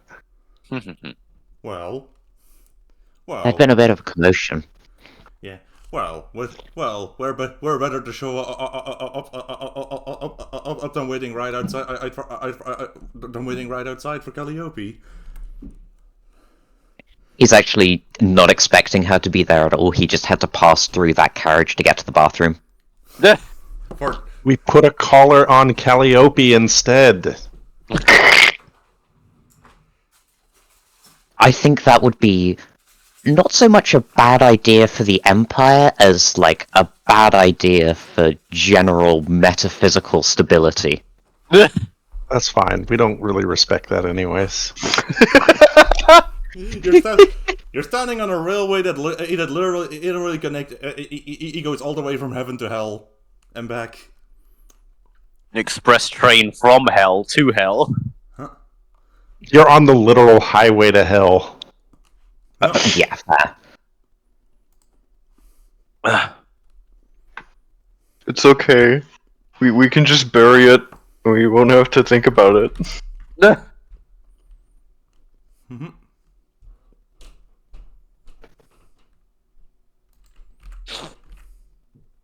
We're just gonna bury these confusing emotions way down there.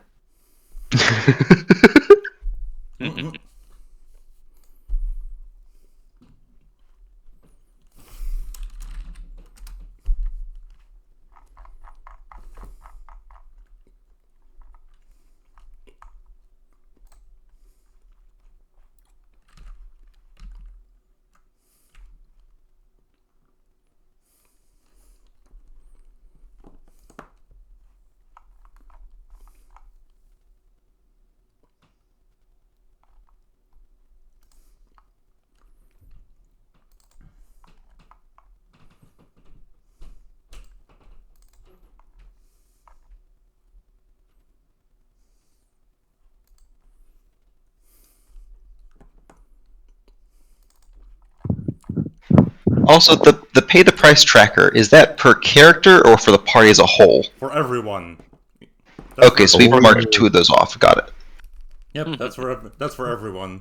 Basically, it's kind of a pacing. It's kind of it's a pacing mechanism. It isn't where you have to. It isn't where you take more and more dire consequences for pushing a dangerous situation. I kind of like that. It also means that like some of the more like awful ones, eventually you will have to take those. Yep. Ooh. In a bad enough situation. Yep. As a companion to this, as a companion to this is whenever you make any move at all against the threat of the world, you have to pay a price first. It's always dangerous and dramatic when you face a threat to the world. I know what I must do. I must become a threat to the world. I believe that my Destiny playbook makes me a threat to the world. Oh yeah, most Destiny playbooks let you subvert that somehow. It's basically the either turning point or where the Fellowship really starts winning. This is a legally actionable threat. I am mad. You can use this as evidence in court.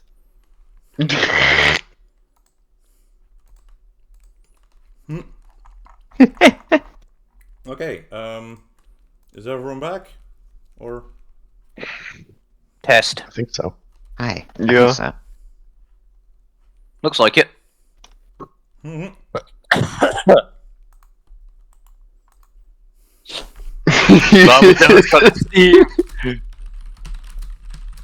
Just a tumbling tsunami of armadillos take him away forever. Who's never seen again.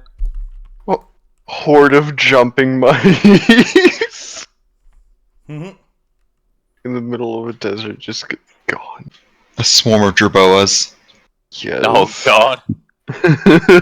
You ever seen Sharknado? Oh, there you go. That's perfect. Yeah, I can't have this ability because if I did, I would just do too much stupid stuff with it. I'd pick the stupidest animal possible. This is just this is just like a fighting game finisher at that point. yeah. I think the funnier part is that I don't even have to roll. I just command the animals to just take them away. Yep.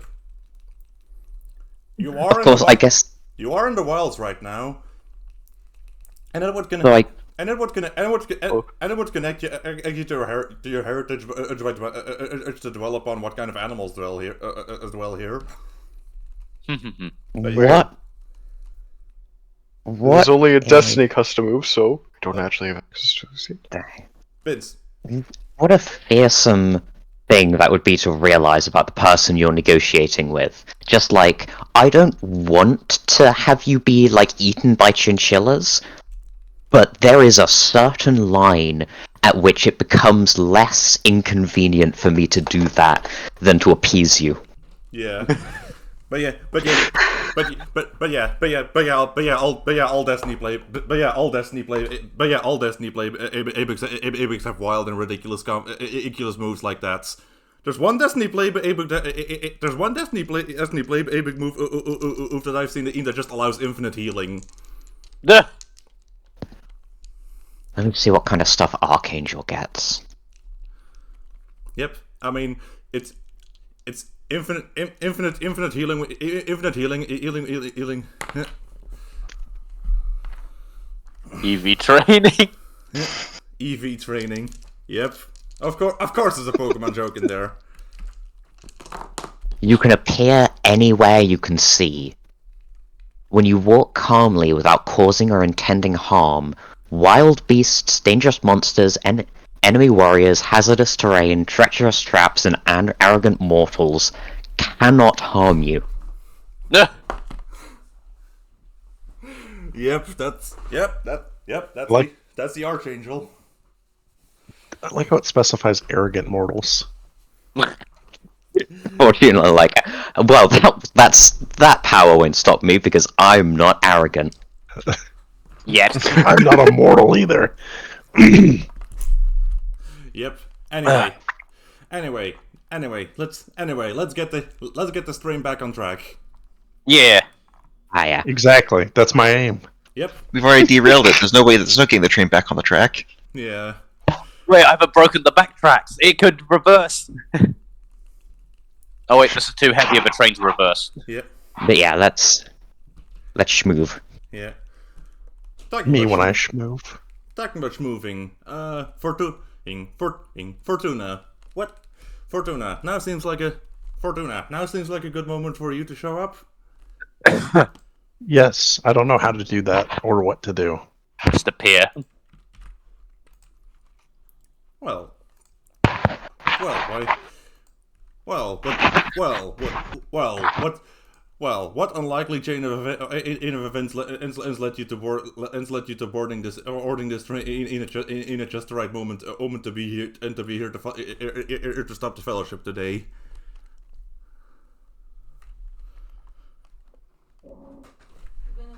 Where is it going? It's going to like the mainland. It's going to the Hell Industry sector.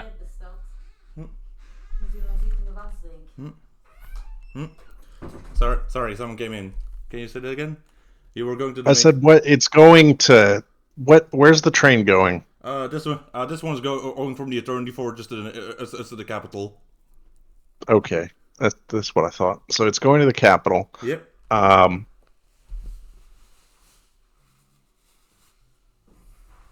So in the passenger area, that's where Fortuna is, and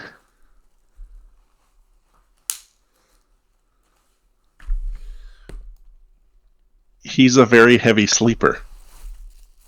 But when you removed the collar, that would have put an alarm to the entire train. Yep. Which woke him up. So he's gonna stand up and stretch outwards, yawning very widely. Scratch the side of his shoulder some and blink a few times.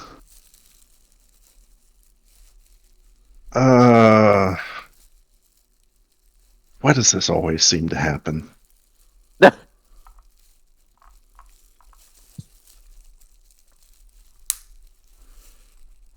And he's going to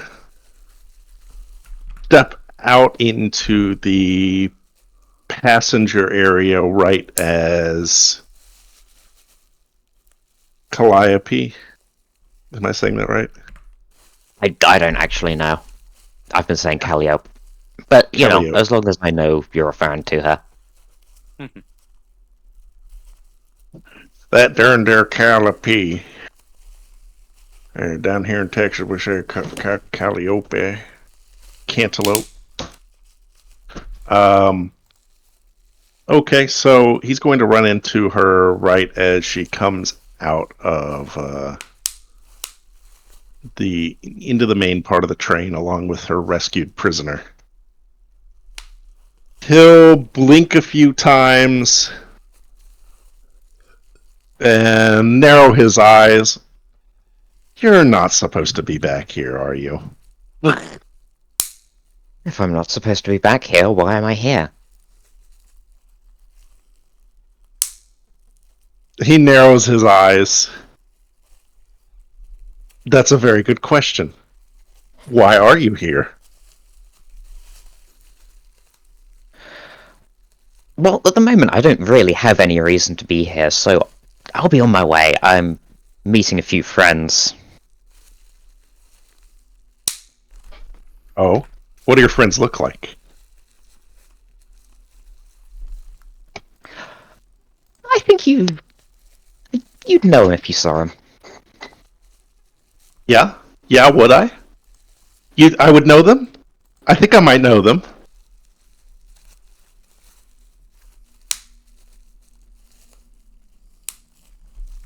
Oh boy. And I think at this point, Calliope is both trying to position herself a little more between Fortuna and Scorpio, while also backing up a little bit towards the hatch. Well, not the hatch, but the way that she came in. Yep. Is that away from or past Let's see. Fortuna? I think that would be away. Oh, that would be away from him. From how I'm imagining the train. Yeah, I guess it probably would be, With unless she somehow passed him. Yep. He tilts his head to the side. Oh. His tail's flicking back and forth, and he seems interested now. Really? You're gonna try to sneak out the door? Well, I'm not being particularly sneaky about it. By the way, can we hear the sound of combat from here? Oh yeah. Perhaps this is the moment at which the train rumbles slightly from a distant clash. Killbot explosion. Yeah, exactly. There's an explosion, and the hatch is suddenly smashed into irreparable use. Oh boy. Oh, wow, that's really inconvenient for you. So, I'll tell you what. I'll pretend I didn't see you. If you give me back... Who is that? Someone important. You look like you think they're important. You give them back to me, and I'll just pretend I didn't see you, because I'm really tired. I've been in hell for like 3 weeks. And your little band of... What are you, rebels? Misfits. Yeah, you look like rebels. I'll just ignore you, and we can pretend this didn't happen. I think there's a bit of a misunderstanding here. My good fellow here, well, he's why I came here in the first place, and let's be realistic. If I'm trying to leave, there's not a whole lot that anyone here could do to stop me. So, with respect to your offer, I think we're gonna have to refuse. And with that, she once again moves to wield thunder. She's not pointing it at Fortuna. She seems more prepared to do some damage to the train. Excuse me. And if she's not stopped, she's going to attempt to basically rip a hole in the side with her weapon. That sounds like trying to get away. It sounds like it, but would grace be appropriate? Maybe, Maybe overcome? What if we rolled, like, get away, but with blood? Because she's not using grace, but get away is, like, the relevant set of effects, right? Yep. Then Then that is just unmodified. it would still be with your grace stat then. Yes. 7 plus 2. Yep. It's a. Yep. It's. Well, it's a. Well, it's a. It's the 9%. Huh? Okay. In a single swift motion, Calliope brings thunder crashing down as it's wreathed in lightning, and if Fortuna has ever been near Imperial industry, it might almost resemble the sort of high heat metal binding tools that he's seen used there.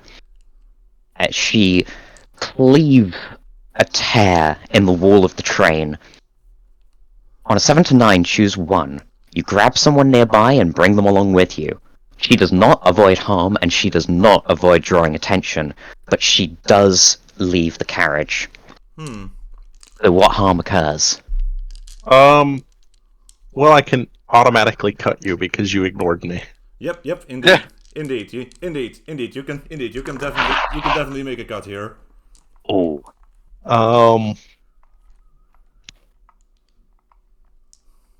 Let's see.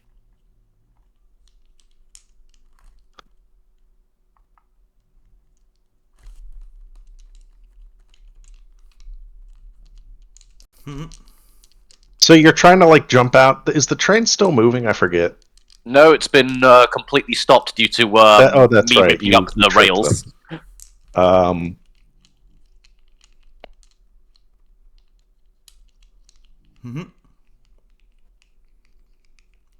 Okay, you're allowed to go through, but he's going to be watching you escape. He casually walks over to the collar, turns around and kicks it with the back of his foot, not even looking at you. And I think the consequence if you escape with the guy is that the collar would snap onto your neck instead. Oh boy. That's a good shot. Okay. Soft cut though, right? Oh no. No. When the Fellowship ignores you, when the Fellowship ignores him, it can be a soft or a hard cut. That is preference. Ah. I don't know what the difference is. Oh wait, no. Hard is that you cannot respond to it. Soft is that you can actually respond to it. The way it's explained is like after a cut is done, the spotlight goes to the person who got cut. A soft cut says the spotlight happens before the effect actually goes off. A hard cut is the spotlight goes to them after they've already been afflicted by it. Okay, that makes sense. So that sounds like a hard cut? Yep. He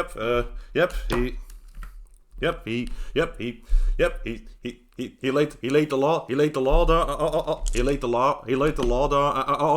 on Fortuna to find him, so he gets to make a hard cut.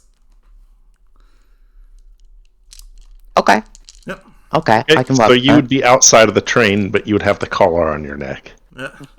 Okay, yeah, she stumbles for a moment, and then picks up the pace faster than she was running before. Yep. Okay. So now you have the collar on, and you have the spare to act against the Empire's orders while it's on you.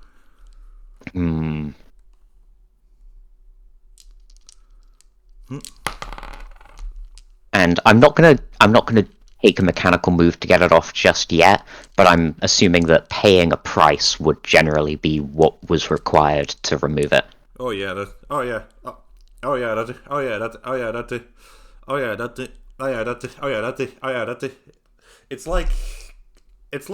It's like being choked and whipped at the same time. It feels a bit like being choked and whipped at the same time. In time to act against the collar, or to even just think of removing it. I can work with that. Yeah. I thought it All was right, just you that. hear calling out from behind you. Oh, okay. Now, like I said, I'm really, really tired. So why don't you kill all of your friends for me? Oh boy. Uh-oh. Ah, yes. Oh. Okay. That. Oh. Yeah.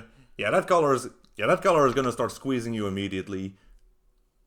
Once again, she staggers, and this time she doesn't hit her usual pace again, but she waves for Scorpio to keep going. And She is... yeah. She is. Oh yeah, I'm swinging the spotlight after this. Okay. Yep. She is still... He is struggling to fight it, and...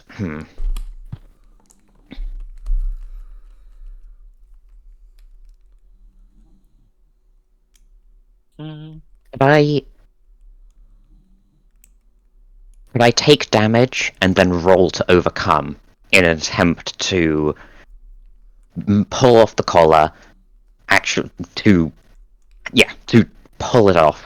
Yeah. Okay. Calliope? It would. Wait, no. I know what it would cost you. It would cost you your use of Sunder until you can replenish it. Okay. I was thinking Ooh. of taking damage to my pride, but that also fits. Oh yeah. Yep. Partially because if I damage my pride to attempt it, then this one roll to remove it would be without Oh yeah. there. That is true. That is true. I felt that was sort of appropriate, as it's a sign that she is not beyond mortal bindings. Oh. Yeah, that's a good one. Yeah. Okay. She fights it, and she's only really able to do it as a result of her otherworldly pride. Okay. I also have 0 blood, so... No blood. Oh! That's just one. That's just one on dice again. You roll 2d6. Wait, how was that? Oh, yeah, I clicked on the d6. Okay, phew, okay. I get 1. Okay, that's just enough. So you can either pay a price to deal with this threat permanently, or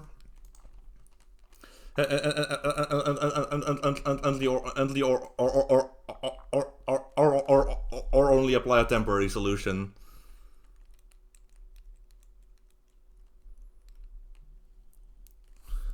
Okay, I am going to...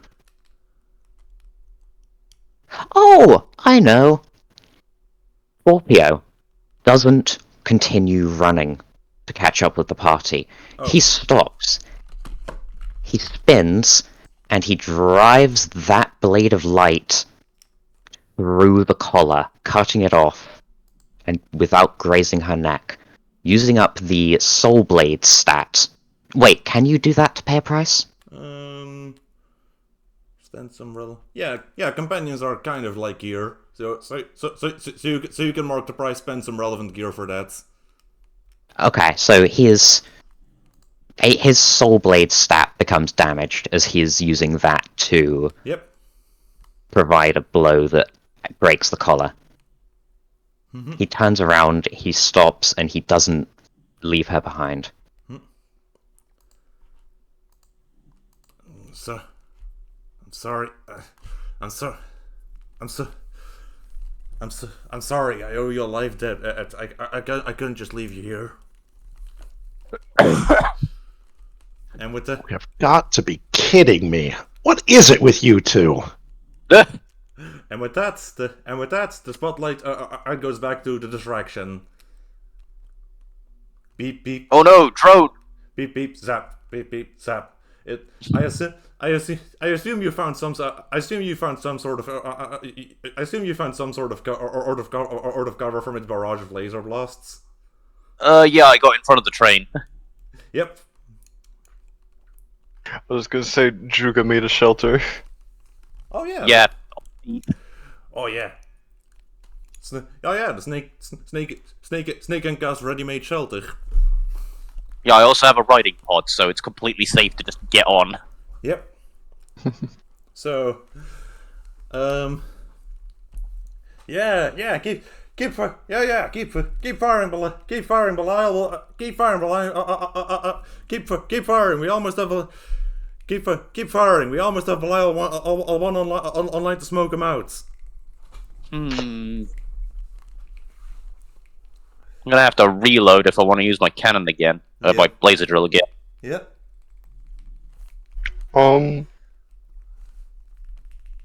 Can Juga dig to the ground to get to them? Oh yeah. Let's see. Yeah, that would be getting away. Yeah. That would be rolling to get away. Although I guess this would be get to them. Yep. Yeah, it's a. Yeah, well, Funny wording. get away from whatever your current position is and reposition to somewhere else. Mm-hmm. And away we go. Getaway is grace, right? Yep, that's your grace. So just 2d6. And 11! Oh, yeah. Oh, then you choose two options from the list. Calliope. You get there Quickly and avoiding- quietly. Oh. hmm All right. And All right. Quickly and quietly. So, yeah, they don't know you're there. They don't know you're there. They don't know you're there. The laser drone isn't paying attention either. You have free reign to strike at them. Alright.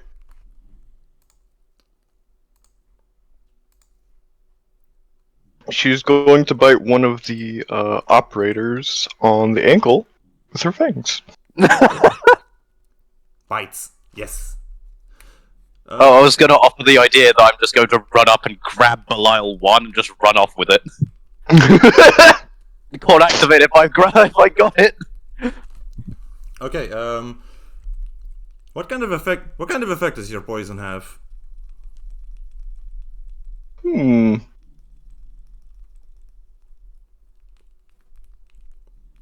There are too many options for that.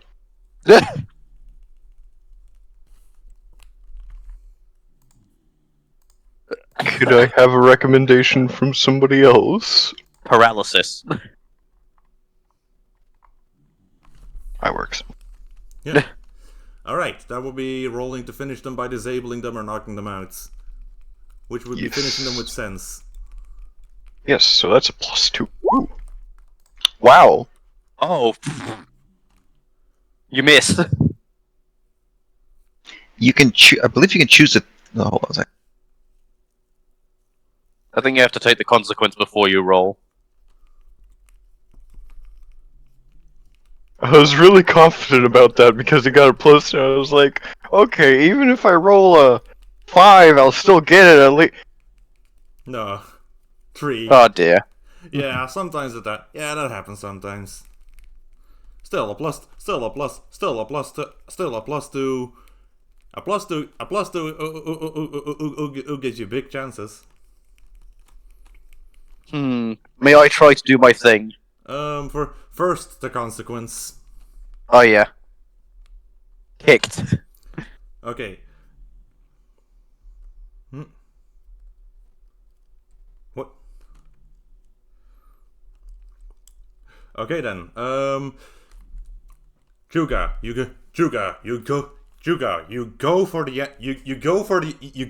ankle. For the ankle. Just really snapping out of there, and then suddenly you feel someone's grip closing around your neck. On your neck. Got him. Got one of them. Hey you rats! Get out of your hole. We have your snake. We have your snake. No, my snake! Martara. Fort's gonna poke his head out of the hole as he's climbing out of the train. Wow, great job! Oh god. So who acts next? Raffy, Raffy, how about you?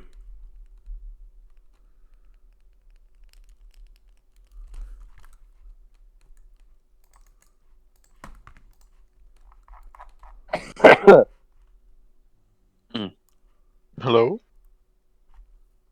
Hello? Meow. Ow. Meow.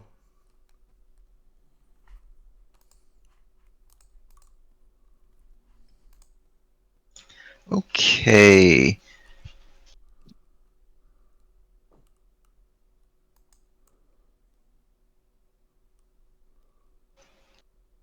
So I was just looking through the options I have available to me. I would like to try and use Keep Them Busy to distract the guard who's currently holding Juga and make them drop him. Oh yeah, I do. I think that'll be more. I think that'll be more overcome. Just moving out there, out there, just taking laser blast after laser blast, as to intimidate, as to terrify him into losing his nerve. You're right, that would be overcome. Okay. On top of the double butchering. Yeah.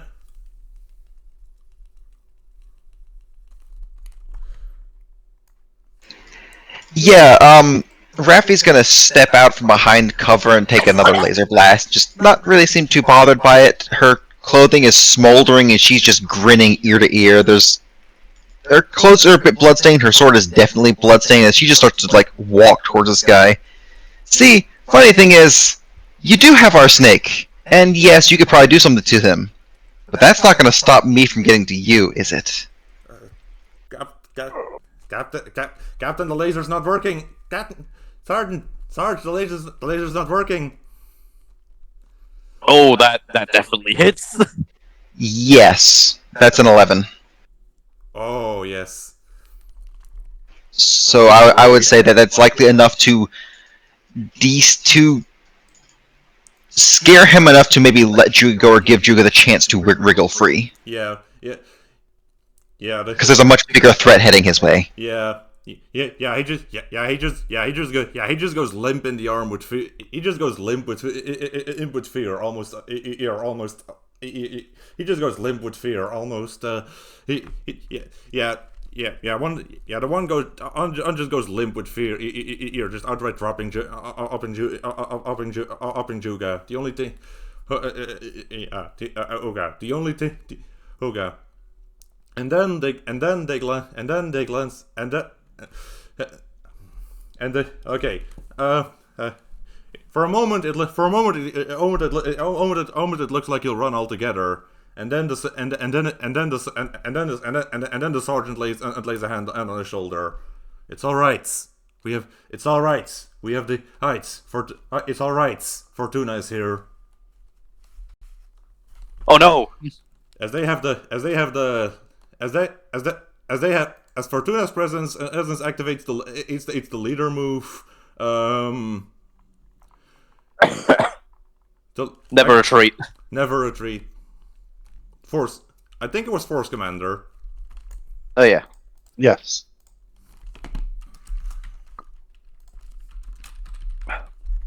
You inspire. Oh. Yep. So yeah, as long as Fortuna is here, they will do their very best and fight till the ends. Fortuna, I believe Raffy is listed. Raffy is listed as your target, as the target of your hate. Is listed as a target of yours. Yes, that is correct. Let's see. Where is Raffy? I don't see them. I can't move my own tokens, but she's in the fight with the rest of them up here. Roughly here. Yeah. So Also tiny. Are they somewhere that I can see them? Oh yeah.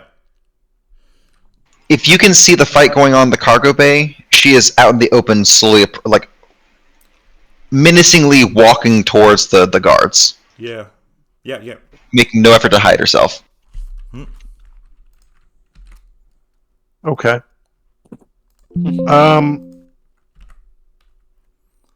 So I guess they would be able to see that. Yep.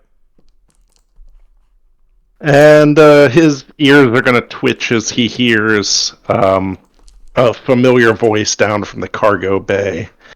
And a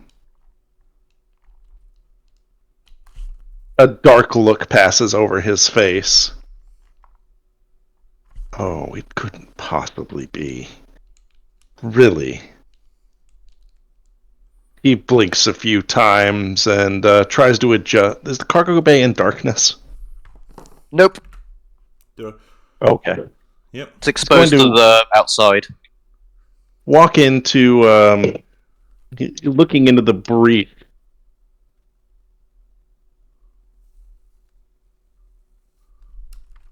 So, the corpse flower is here. On this train in the middle of nowhere.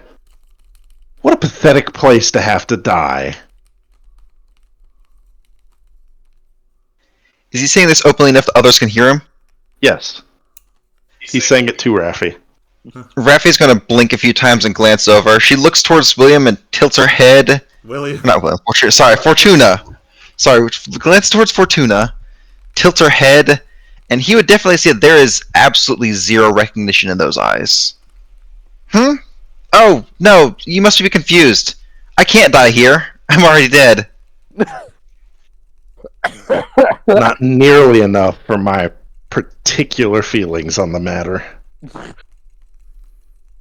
You know, I think you have that in common with a lot of people. Have we met? You seem very angry. Oh, you don't know me. Well, that's funny.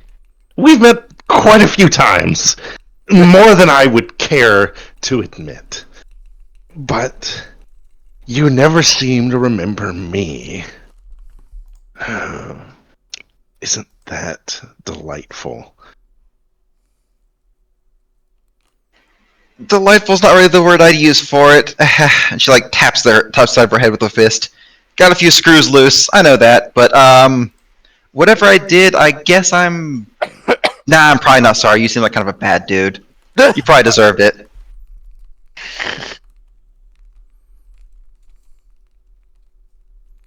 What a snarky corpse. Let's see here. How do I attack them? Well, She is. well, you can just initiate a cut against Raffy whenever you want. Oh, that's right. The basic move.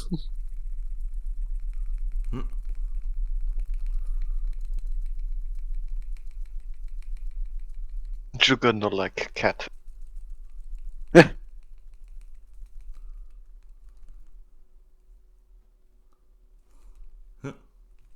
Okay, he narrows his eyes. Oh, let me try to help you with that then. Here, maybe I'll knock a few screws into the right place by sheer chance. Oh. And he reaches into his pocket and calls out to the commander of the train over a pocket radio. Yeah. Just go ahead and blow the entire thing up. Oh, that's an order, by the way. And make it quick. There isn't a single bit of hesitation in his voice. For the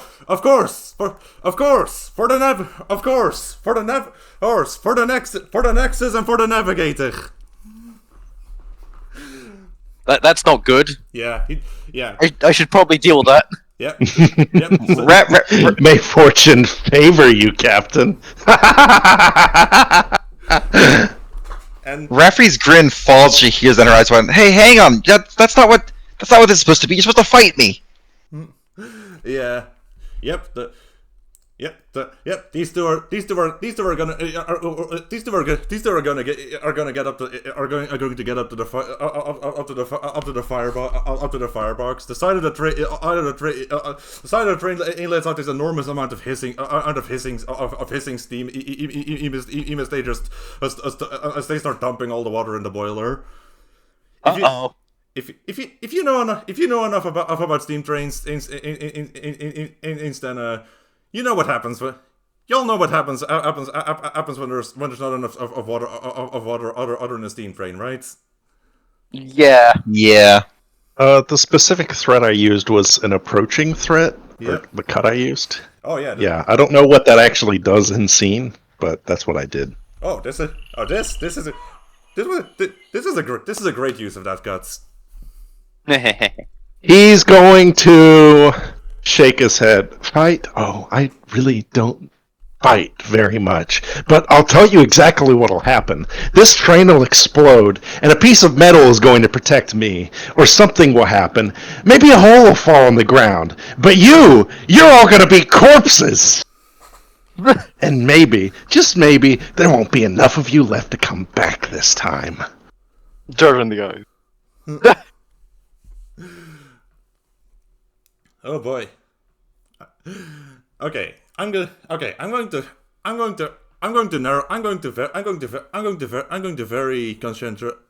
very consciously swing the spotlight now. But I'm going to ask each of you, what are you going to do immediate? What are you doing? What is each of? I'm going to go down all of you in sequence. What are and with the same question. What are you doing to get to safety? We cannot just stop him at all. You can try stopping them, of course. Oh, you can try stopping the soldiers, of course. Well, I'm a big, bulky frame. Can't I take up an entire door to the actual cabin? Zoom. You'd have to get away. You'd have to get away to get there in time. I can give it a try. Otherwise, I guess I'll just be taking a big hit, but I'm sure I'll survive at least mostly. Okay then, Martara, roll to get away. Okie dokie, that's 2d6. Minus 1, 7. That's enough, right? That's enough for at least one. Yep. Yep. You get to choose one from the list. Yep, I move quickly. Okay. One of the two soldiers breaks off to face you while the other keeps going. Uh-oh. Yep. Yep. Sword out. Back machine. We have our orders. I'm gonna grab him Okay. and throw him at the other one. You have a move for that, don't you? Technically hold them back, I guess. Let's see here. The constructs.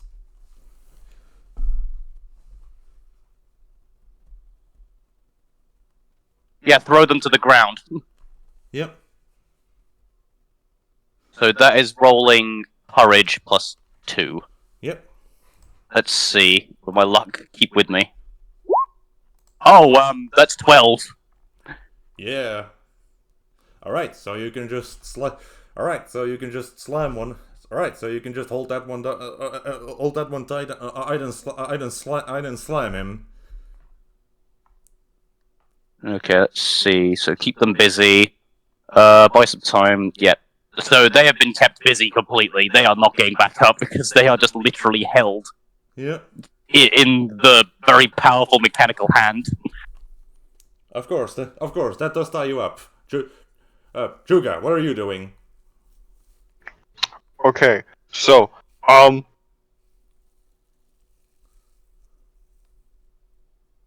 see here. Both of those guys are down, leaving the only thing really going runaway at this moment is the boiler and the fuel tank. Okay.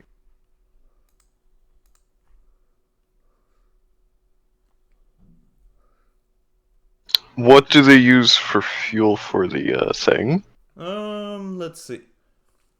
Oh, the Infernal cold. the substance called fossil. Oh, the substance called fossil ghosts. Fossil ghosts. Academics are divided now. I don't know whether it's damned souls that are fossilized. Is there just the nature of hell's making coal look, making coal look like screaming faces? But it is urgent enough for your magic to work with. Cool. Literally just shove that out of the furnace. Oh, okay. Yeah, I think. Empty the firebox completely. Oh boy. Zhoof. I think you have I think you can use that as an advantage to finish the other soldier off. Just throw coal at the other one. Yeah. By Yeah, let's do that. yeah, outsmarting or to. I think you're outsmarting him here. Mhm. Yeah. So that would be rolling with grace. Oh, good luck. Oh, come on! He senses what you're doing. He senses what you're doing, and slams the fire door, in the fire door, or shuts the and slams the fire door and slams the firebox doors or shuts, holding them closed and preventing any of the coal and preventing even a shred of coal from getting out. You will. I will not. You're too far away. You're too far away to close the distance. Raffy, what are you doing?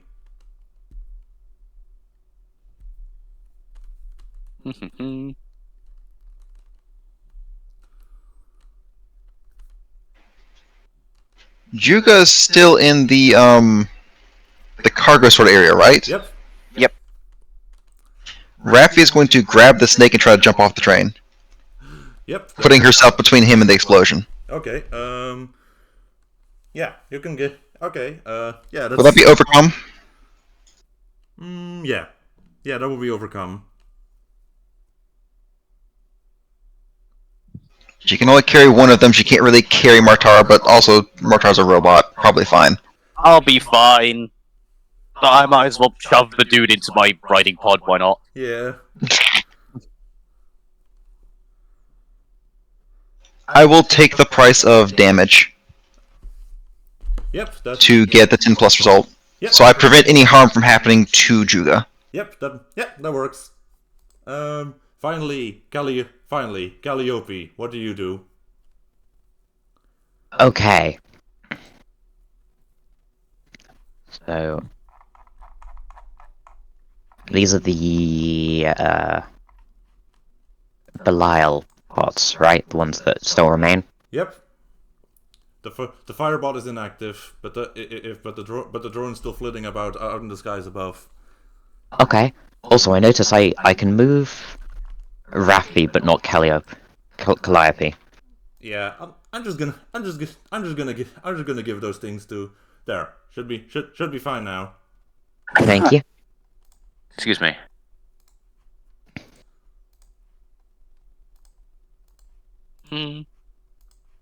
And names. What is the construct's name again? Martara. Martara, yes. And she is currently keeping one of them busy, right? Yep. Okay. The other one, however, has caused the firebox to get done, so yeah. The what? The train's firebox. Oh, yes, of course, the firebox. I couldn't stop that one. Yeah. Well, Juga try.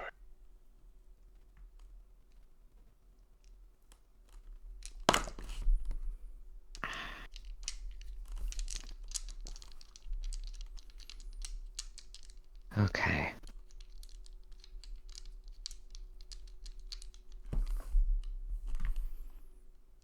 Okay.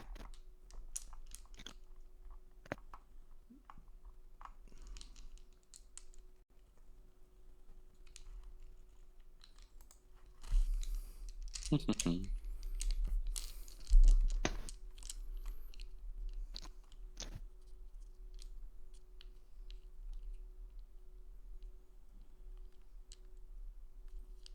I know what I'm going to do. Ooh. I'm going to consume a use of my holy scrolls to use a power word I do not know. Wait, hang on.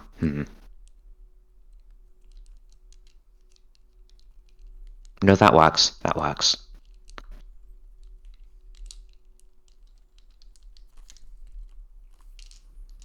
Hang on, yeah, sorry, I just realized something about the exact wording of it. So I would need to... Mm-hmm.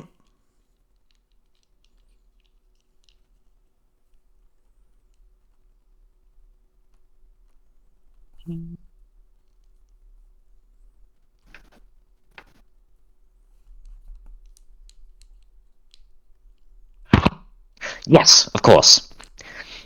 She is going to use the power word Storm from her holy scrolls.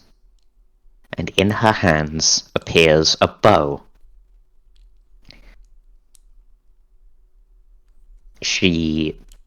At first, it seems she's taking aim at the drones up above, but when she actually fires, she misses by a wide margin. And then the wind picks up and begins to howl. Before long, the air around is whipping about, threatening to send the drone off balance entirely. I am attempting to overwhelm them. Oh, yeah. And if there are any fires out of control, I would argue that with the rain beginning to pour, that would help. Well, If that happens. Ooh. It starts raining fire because we're in hell. Okay. I'll I did not successfully finish them. I lose the advantage. Wait, I didn't have the advantage on this person anyway. Oh, yeah. Well, I spent an item use, so. Yeah. But I face retaliation. Yeah. Yeah. Facing retaliation. Alas, you can call upon the storm, but you can call upon the storm, but of water there's nothing left in this realm, just ash and dust. Ah, yes. So, and this Belial class drone is quite well designed to face exactly this kind of weather. Instead, it's good. Wait, sorry. I've just realized something. No? Did I actually roll to get the collar off? Or did I just use the bond? Or not the bond, the companion stat? I think you used the companion stat, didn't you? If I didn't roll, that means I still have hope. Oh. Oh. So Oh, there I we would go. have actually rolled an 11. Sorry, I completely forgot about that. But perhaps that can be...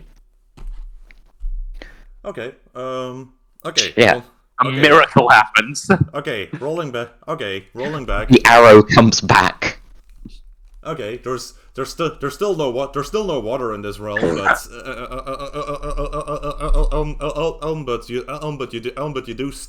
you do stir an old and angry grudge from the winds that have been so desolate and lonely here for so long. The drone tries riding itself. The drone tries riding itself, but the drone tries riding itself, but it was designed for ash and winds. It's not the full blown ash hurricane that answers Calliope summons. Yeah. Rather immediately, everything is blanketed in blinding ash. The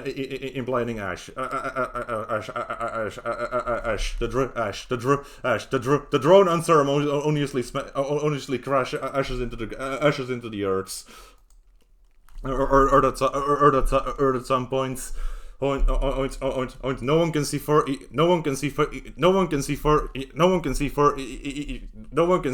than a feet or two in front of them. Onto them, and the ash chokes out the flame somewhat. Still, there is this creaking, groaning sound, and then it explodes. Kaboom. So where everyone is, Raffy's damage is already. Calliope. Calliope. You suddenly feel someone push very hard upon your back. Scorpio, and not a moment too soon. Scorpio tackled you to the ground as a pressure wave, if lined with shrapnel tears through where you were standing just a moment ago. Whew. Martara, you're launched away from the crew compartment with your perhaps unwilling passenger. Yep, completely unwilling passenger. Yep. And slam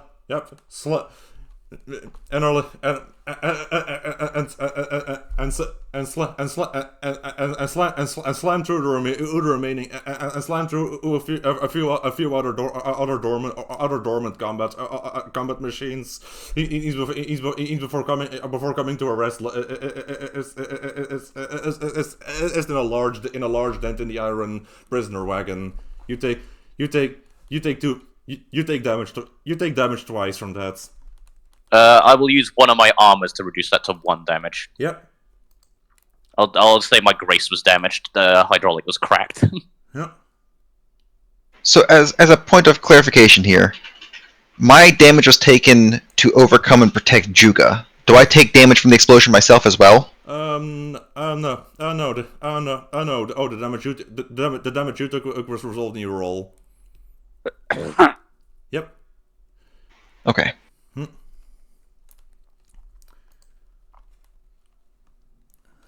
And then silence, but for the buffeting storm. An opening for you to extract yourself from the situation. Oh yeah, the sergeants. That guy isn't just dead. He's just There is nothing of him. yeah. Yeah, at least I saved the private. Yep. So yeah. How does he react to that? Very concerned. But he is at your mercy. Anyway. No, I just toss him out. Get out of here. Anyway, I think the cover of the Ash Hurricane is enough for the Fellowship if they extricate themselves out of the situation from here. Seems fair. Yep. Fortuna. It is exactly as you said. It is exactly as you said. In fact, it was Martara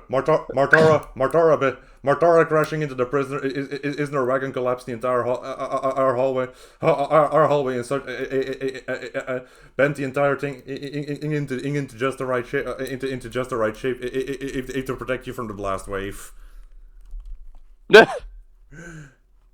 Alas, this storm is not a random thing. It is a thing of complete wrathful certainty. And it is intent on opposing you. So it will not let you find them. What is your reaction to this? Am I even aware they survived? You're not sure. I'm going to push the metal covering me up and climb up, dusting myself off. Well, that looks like it worked. I don't see any sign of them. He blinks a few times. Is anyone else alive out there? He says on the radio. Oh wait, no, the private's still alive. Wait, does he have a does he have a does he have a radio? Oh, he's unconscious. Oh yeah, he was knocked unconscious. Yep. There is no. Just leave a note like, take care. Sorry for not being able to save your superior before I get out of here limping. There's no answer except static and the howling of the winds outside.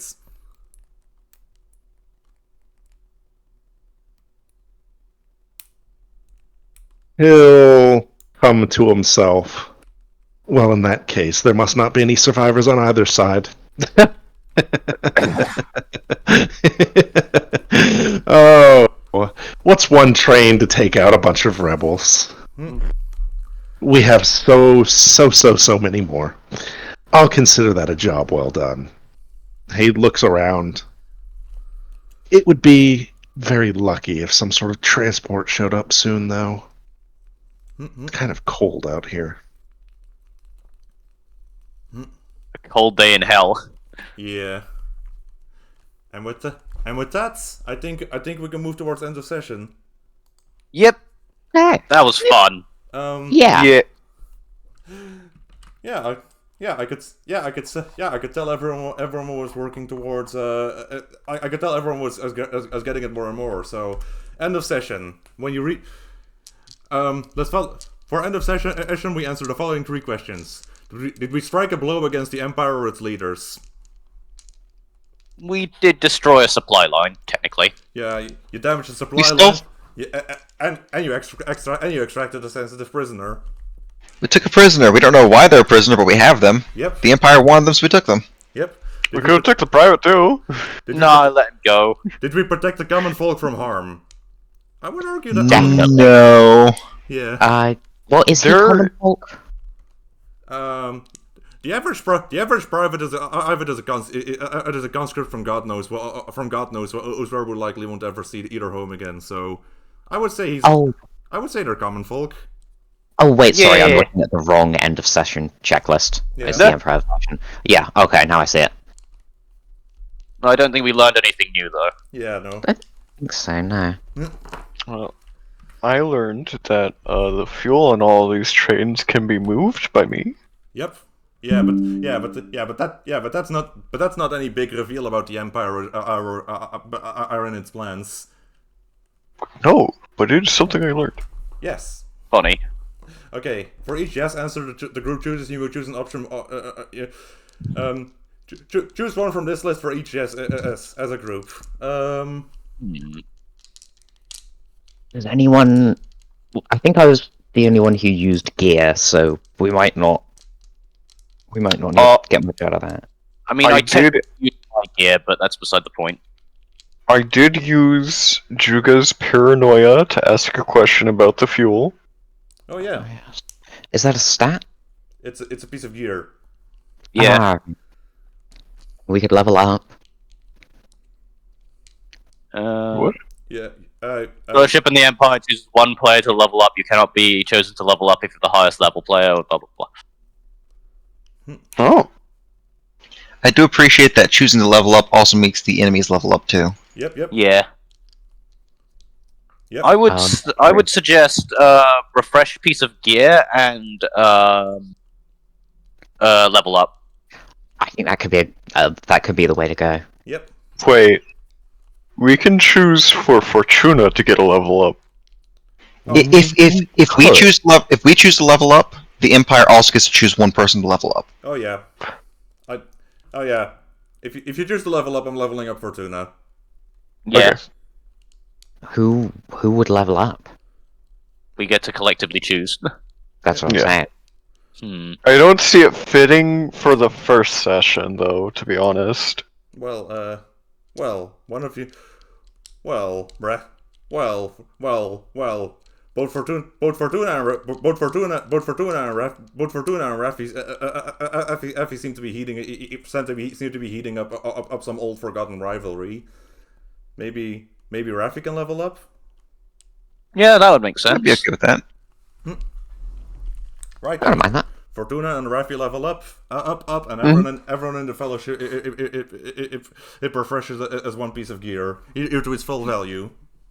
My armor has been fixed. Yep. I can always get Juga to just repair me, so it's alright. Yep. Yeah. Yep. So. Okay. I'm gonna end the recording.